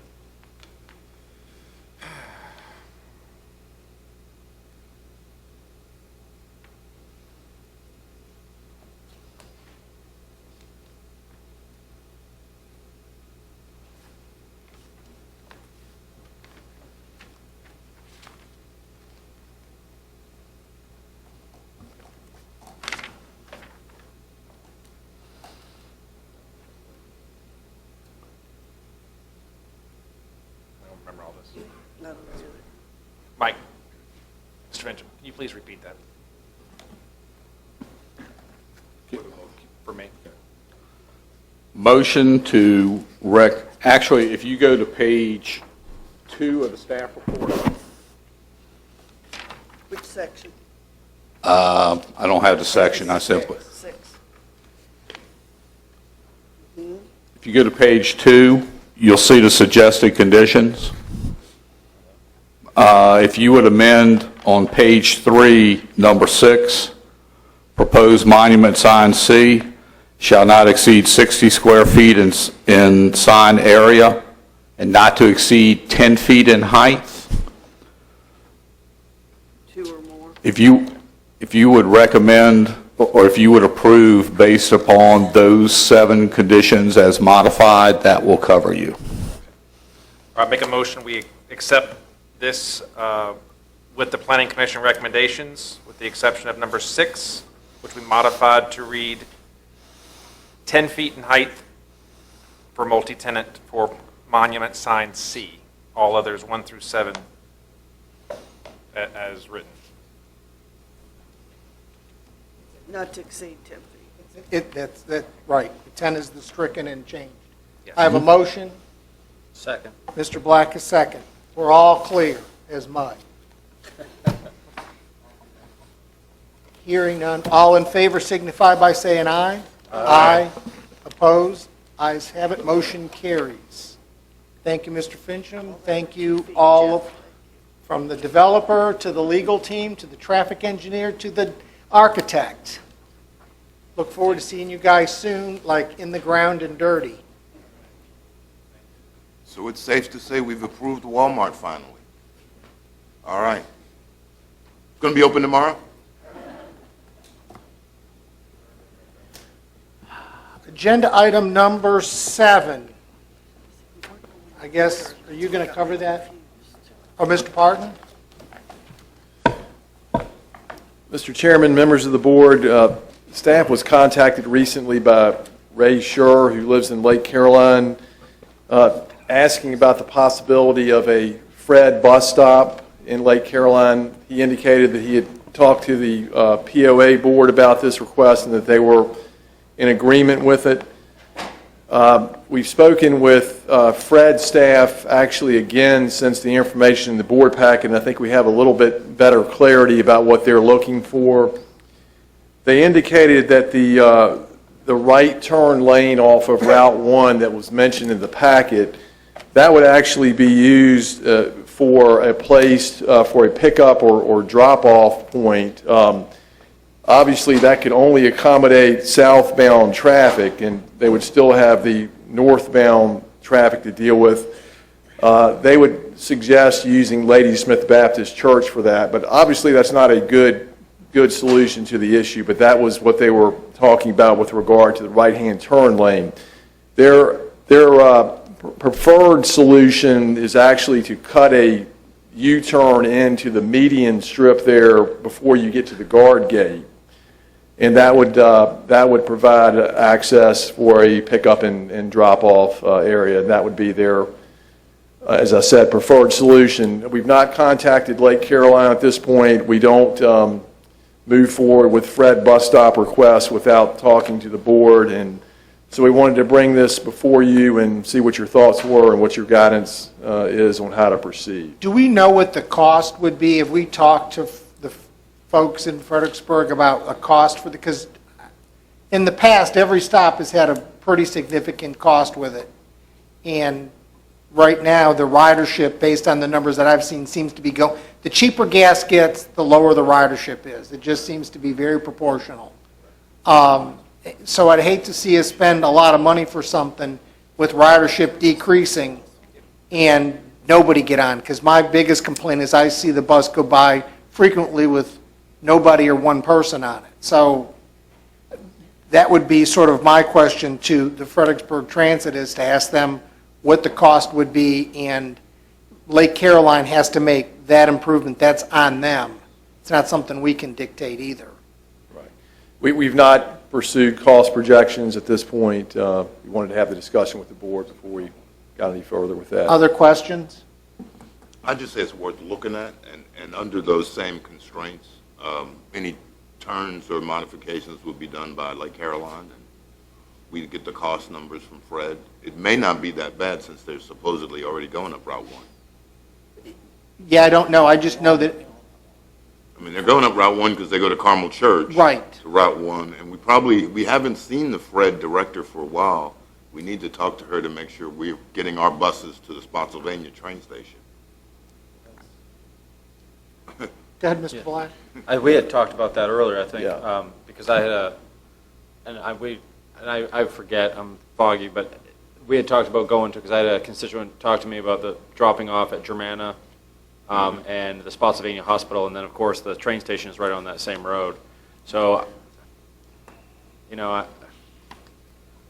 don't remember if you remember when you and I were talking about that, the cost, or do you remember that discussion? I do. Mr. Culley and I actually met with Wendy, and she wanted to come back. My recollection is she wanted to make a report to the board in June, I believe, after they'd had a chance to study the station in action for a while. So we're scheduling her to come back in June and talk about that issue. Okay, thank you. How about if we add this to that? Can we give them a heads up? We want to talk about this in June as well, and give them time to work up some numbers and see if Lake Caroline's even willing to, because they're going to have to fix their facility to do that. Right. And they may or may not be willing to. I mean, somebody stopping there's one thing. If they've got to fix the entranceway and do all that kind of stuff, it may be a different story. So can we set that in motion and then put this on the agenda for June with Fred Transit here to talk about it? Do they currently service the new Germanna location? They do not. Not. They don't go directly. We tried to get Fred to go from Carmel Church up Route 1 and then to Germanna and those other things, but they basically stop our bus and you have to transfer, I guess, on another one to get to Germanna. No, he's about the Germanna campus here in Carmel Church. That's Belmont.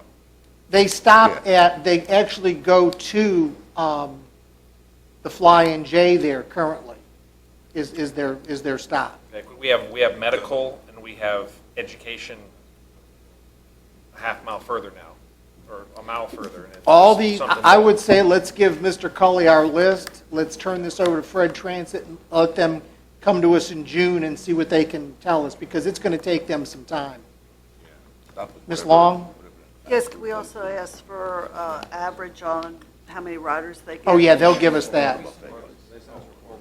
We normally include a report when we get it. Sometimes this meeting's early, so the report's not here yet. I'll send it out when I get it. They email a report once a month of ridership. The ridership was up. The last one I looked at, we were significantly down. I was surprised. But it's proportional to gas. The cheaper gas gets, the less ridership there is. And with gas, I mean, it's fluctuating between $1.50, and I saw it for $1.29 at Carmel Church last week. I mean, yeah, I mean, with the fluctuation, the ridership tip. So we will have them in June, and if anybody stops us, I'd like to see you forward those to Mr. Cully so that he can get those to those folks, and they can come to us in June and let us know what that cost would be. Mr. Underwood. Yeah. So, Mr. Pardon, Lake Carolina's asking for the stop, or clarify that for me. One citizen that lives in Lake Caroline, Right, so and he has he's indicated that a previous property owners association board that he approached was not Right. amenable to it. So that the new one is, right. according to him. So I think I'd like to hear from Lake Caroline, I agree. along with Fred, to determine if this is even something that they want, because if it's not, it's a moot point. So, but I mean, for Fred to come here and present what they'd like to do in Lake Caroline doesn't make sense to me. But I don't necessarily want to hear from Lake Caroline about what they want to do. I just want him to tell me they're going to make all the improvements. I don't need to hear anything else. Who's going to make the improvement? Lake Caroline. If Lake Caroline's going to make the improvements, He can't. that's fine. If they're not, then they don't get a stop. Mr. Underwood's correct. We're hearing from one individual, not from the Lake But the Caroline HOA is board. saying, Just not to- what the individual. Yeah, just to clarify, Mr. Chairman, he did indicate that he spoke with the current POA board and that they support the request. But he may have bad hearing. He could. He may interpret the way he wants to interpret it. That's possible. But I'm saying he has no authority to do anything in Lake Caroline. Therefore, we need to hear from the board itself to ensure that if this is okay, that indeed they'll go along with it and foot the cost. I'd like to have a jet plane if somebody wants to pay for it. I think a simple letter of intent or letter of interest from their board would suffice to keep the discussion going. I don't want to spend 20 minutes with them talking. Mr. Chairman, I Mr. still Black? think even without that, though, we have discussions about other stops that we need, though. So, I mean, outside the Lake We Caroline can issue. continue to do the, Yeah. I'm just saying, let's get the Right. list to Mr. Cully so he can get it to them. Right. So it's a discussion point. It's not the only one, but I do agree with Mr. Underwood. I'm not, one homeowner in that subdivision doesn't speak, whether he was former board or not. The Lake Caroline board needs to actually indicate in writing that they are in favor of, making the change, paying for it, those kinds of things, and how long it would take them if they're interested. We will pursue that. Anything, if not, I'm going to move on. I have one agenda item, agenda item number 8, the approval of drainage easement for Taco Bell.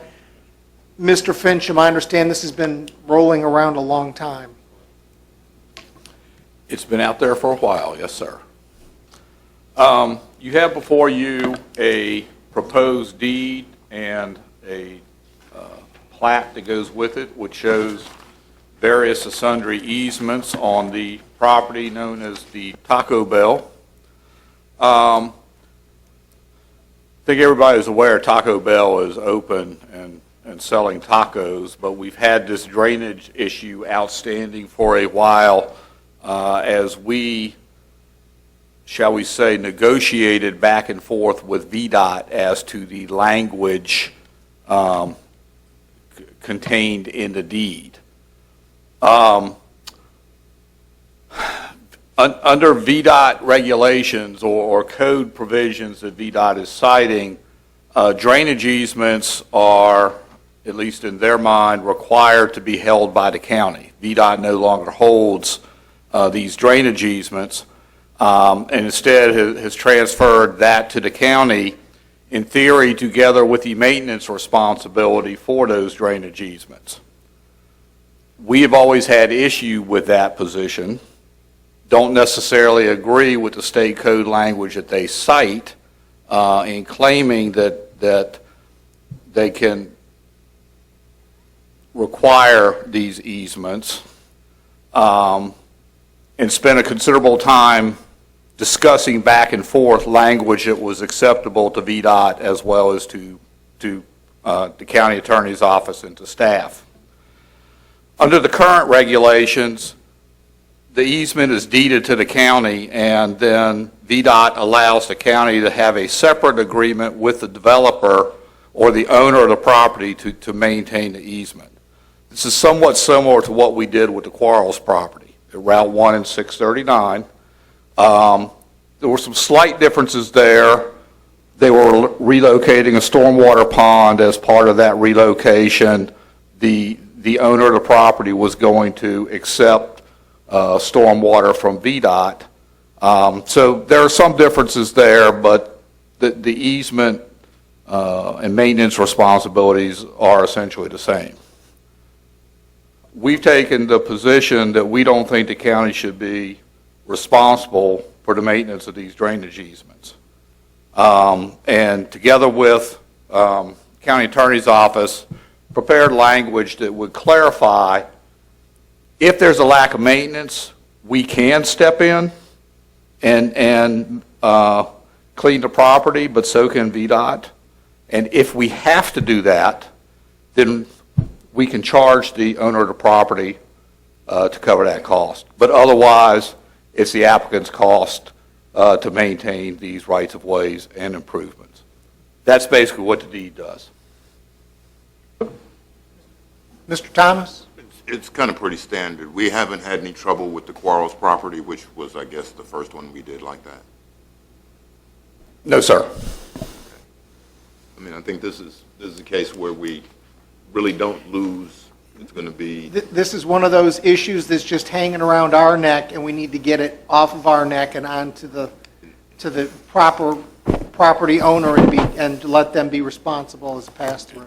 If there are no other questions, then I would move that we approve the drainage easement for the Taco Bell property and ask staff to execute the contract.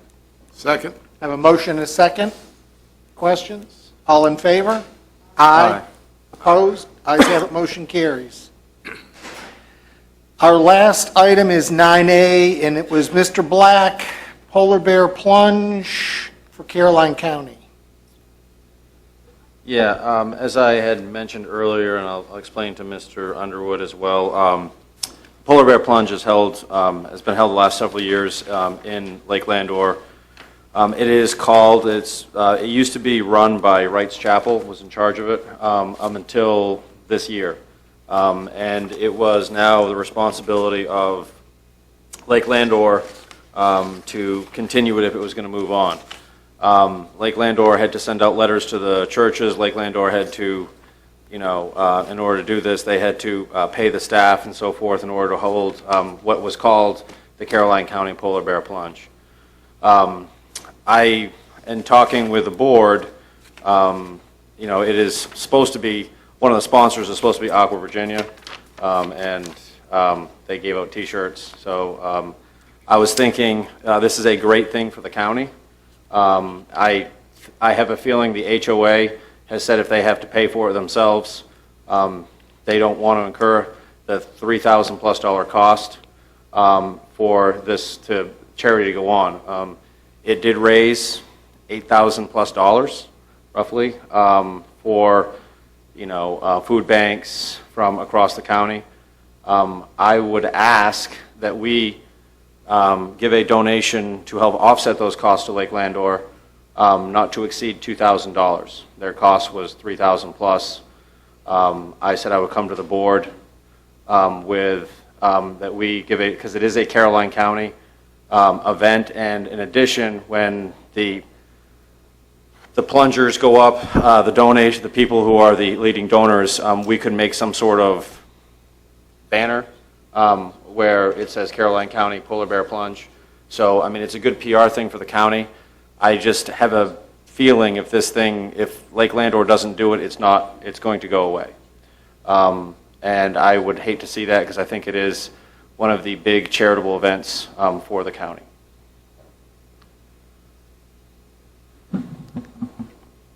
Mr. Emerson, any legal pitfalls in this?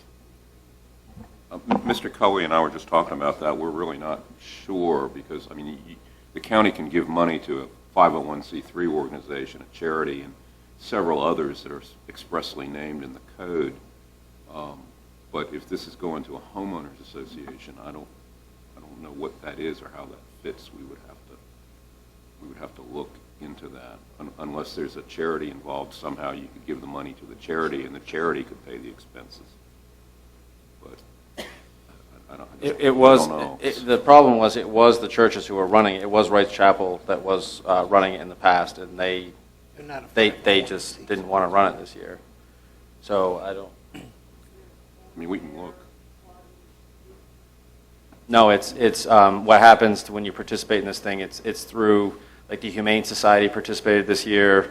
I know Rehoboth, St. Mary's Catholic Church, Wright's Chapel, all sent, through their churches, they send the people to the event. But Wright's Chapel used to host the event inside Lake Landor, and they would pay the staff and so forth, and they decided that they did not want to do that. So it was Lake Landor who was really kind of running the show. I think we'll need to figure out, we'll have to have legal look at how you could actually, because it's not to a 501c3, so it's going to be dependent on what the state code says we can do. So I think we should. If Ms. this Long? if this is going to help our food bank and energy support, that type of thing, can money be given to one of our departments and then they reimburse? They're getting money from them. Same thing? I mean, it's a department of the county is the same as the county. You can't, they couldn't spend it either. One of the churches or something? We don't have any Churches don't violence qualify as 501c3s for this, No, do they? I don't know. I mean, I The really Humane need Society to look it participated. up, look at the code and see what Why you're don't we permitted to do. let him look and come back at can we do this on the 15th? Sure. And we'll come Yeah. back to this. And at least get it looked at and figure out how we can do it and give you some time to look Right. around as well. And you can report, we're at least looking at it. Right, okay. That's fine. All right. Yeah. Closing board comments, Mr. Thomas? Oh, we have, oh, wait a minute, Mr. Cully's got me informational. He's got information and He's got calendar stuff. information. Not a lot, but our next board meeting, as you mentioned, is the 15th. Note that is a change. After that, we meet on the 12th of April. We do have the spring school fire and rescue I assume at the high school, the 16th and 17th. And then we have a question mark on the 19th for the annual meeting with the Farm Bureau at Port Royal Volunteer Fire Department. But I think what we don't know is the time. The date is the 19th. So is that 6 o'clock? Is that what are we setting that, or you just don't know? They're going to let us know. But Okay. to keep the 19th of April open for the Farm Bureau meeting. So those are just those quick couple I of things. can tell you, I got a call from the ladies auxiliary telling me it was going to be the 19th, so And the kitchen will be completed. if not, it's going to be served buffet. I'm out of town that week, but I think I told you. All right, are we closing board comments, Mr. Thomas? Yes, I passed out, based on Mr. Cully's latest budget information that I got right before he made his presentation, some budget spreadsheets.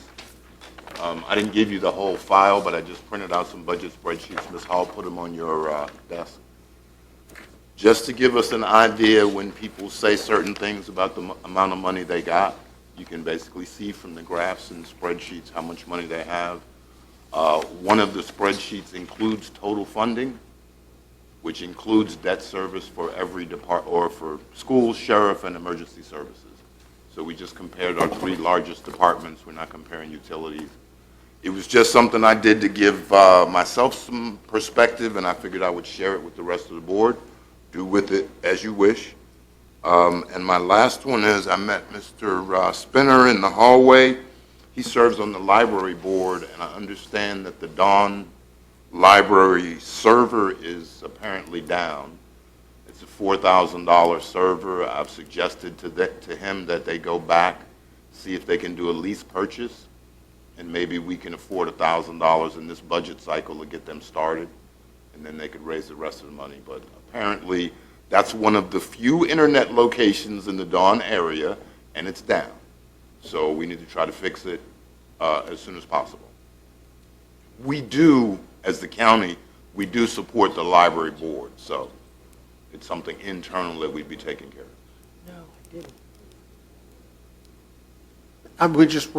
I'm sorry, thank you, Mr. Thomas. I just thought that was a follow-up question. Okay. That's it, thank you. Mr. Forehand, No comments at this time. Ms. Long? Yes, just a couple of things. One is, I believe Friday is Employee Appreciation Day. Are we going to do anything for our employees? Yeah. Employee appreciation. Just to hit Mr. Cully. Pam, what kind of flowers do you like? What are you going to do about public works, public utilities, fire and rescue? Just a nice note or something of appreciation. I just am throwing that out.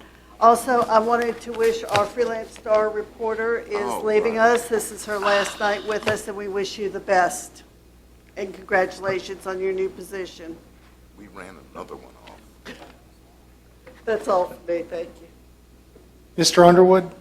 Mr. Chairman, I just have two comments. One, let me apologize to the board for being late, but traffic coming back from North Carolina was heavy. I kind of got my schedule mixed up. I remember we did change this meeting, and I remembered at the late hour that I needed to be here, so I apologize for being late for the meeting. Second, I had a concern. I know Mr. Black and Mr. Forehand met with Ms. Jolliffe from the State Fair. Don't have any problem with meeting, but I do have a problem with comments regarding if you need, or this is her impression that if she needed to bring up the question about fireworks, she had their support. I find that backbiting and unacceptable. And I do not appreciate it at all. And if you gentlemen want to respond now or later, I'll be happy to listen. But I don't appreciate it. I'll start. When she called me, she was a little taken aback. So I just think we need to be, and I'm hoping, and obvious, I'm hoping that her interpretation of the conversation was different than what occurred. Mr. Forehand?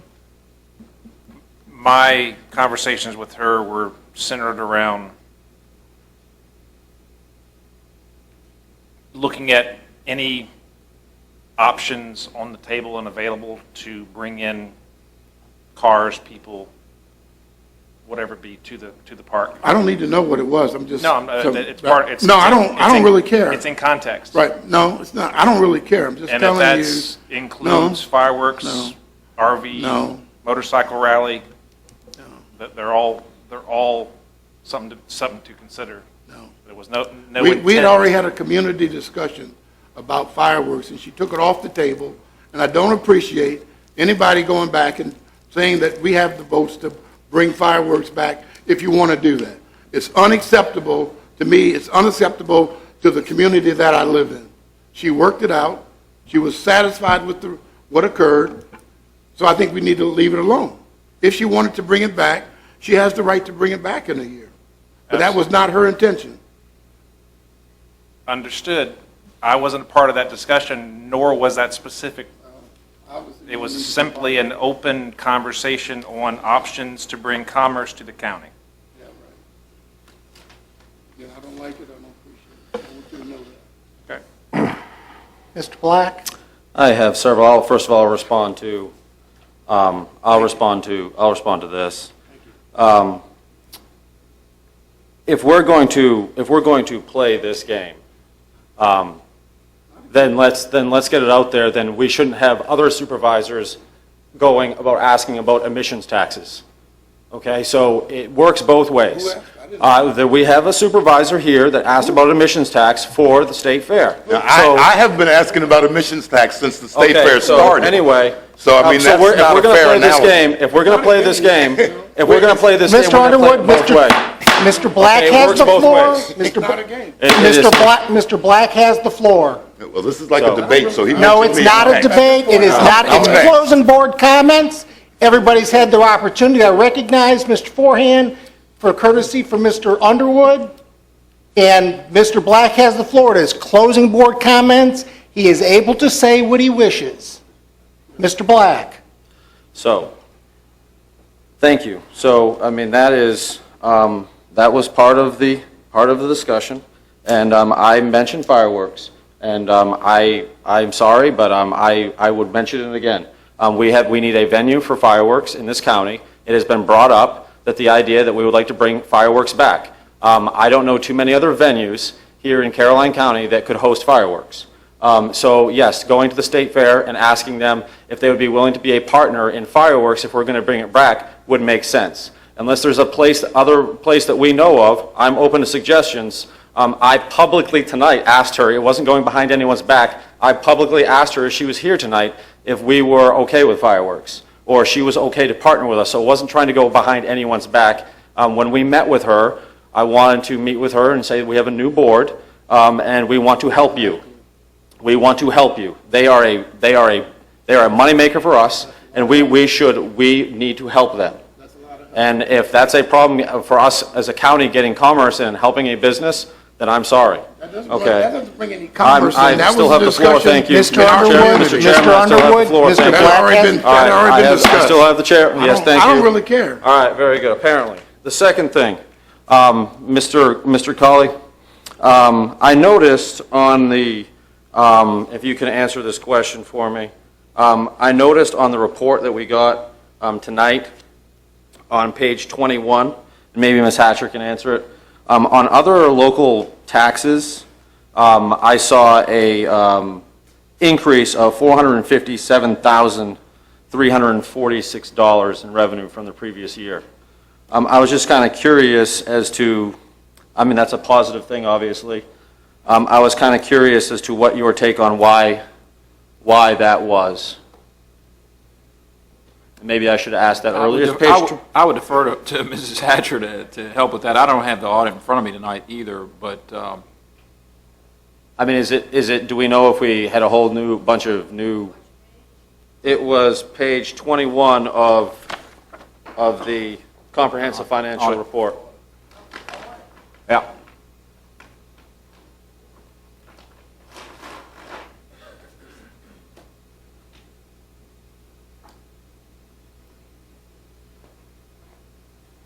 Where it says other local taxes, which I assume would be personal property. 'Cause No, sir, other local taxes is your sales tax, business Okay. license taxes, meals taxes, Okay. all those That's my- other type of taxes. Where is your personal property? Personal property is included in general property It taxes. is general property, okay. So that's my mistake, okay. Thank you. The last thing we failed to mention, a couple of things we failed to mention in opening board comments. There was a celebration of the grand opening of the fire department, the Ladysmith Fire Department, a few weeks ago. Mr. Seeley, myself, Mr. Forehand was, anyway, there was several people. Ms. Long. Ms. Long was there. Ms. Long, yes, thank you, I was trying to remember. And several members of staff were there. If you have an opportunity, to go in there and see what has happened with that building and the transformation that has taken place, it is unbelievable. It's a really, really more modern fire station now, so it looks excellent, and I would like to thank Mr. Schiebel and all the people that were involved in getting that done. So that's important. And finally, on a personal note, my grandmother passed away on Sunday, and she was by far the reason that I'm in politics. I know Mr. Thomas won't be happy with this, but she transformed me from a college liberal to pretty conservative person. She was a big Reagan supporter. She collected all kinds of Republican memorabilia. She would talk to me at length about working on campaigns for various Republican candidates. So I know she's looking down and supporting me 100%, so thank you. Thank you, Mr. Black. I have no closing board comments. Motion to adjourn. Hey, do I get to, I'd like to make a motion to adjourn, but I'd also like to say that as board chairman, I negotiated with the State Fair when we lost them. So I had the opportunity to talk to the State Fair, and everybody has the opportunity to ask in public, which I have always done. And as you can see from my track record, when people send me things, I send them to everybody. So to say we're playing a game is not a fair statement. Well, it's a fairly inaccurate statement. We are playing no games. We are being serious trying to recruit businesses. All you have to do in that situation is just say, Mr. Underwood, I'm going to do this. Every time I ask for the admissions tax, it's in public. I've never asked for the admissions tax when they weren't here. I've asked for the admission tax when the State Fair first came, because that's the real revenue we would get. So, I mean, I don't mind being thrown up under the bus for something I do, but I'm definitely going to climb out from under the tires if it's not something I did. So, I appreciate that, Mr. Black, and I'm sure after the board meeting's over, you'll apologize, but we'll go from there. Thank you. Can I respond to that? Motion to adjourn. You can second my motion to adjourn. You can second his motion to adjourn, which gives you an opportunity now. I'll second. Motion to adjourn is in order. All in favor? Aye.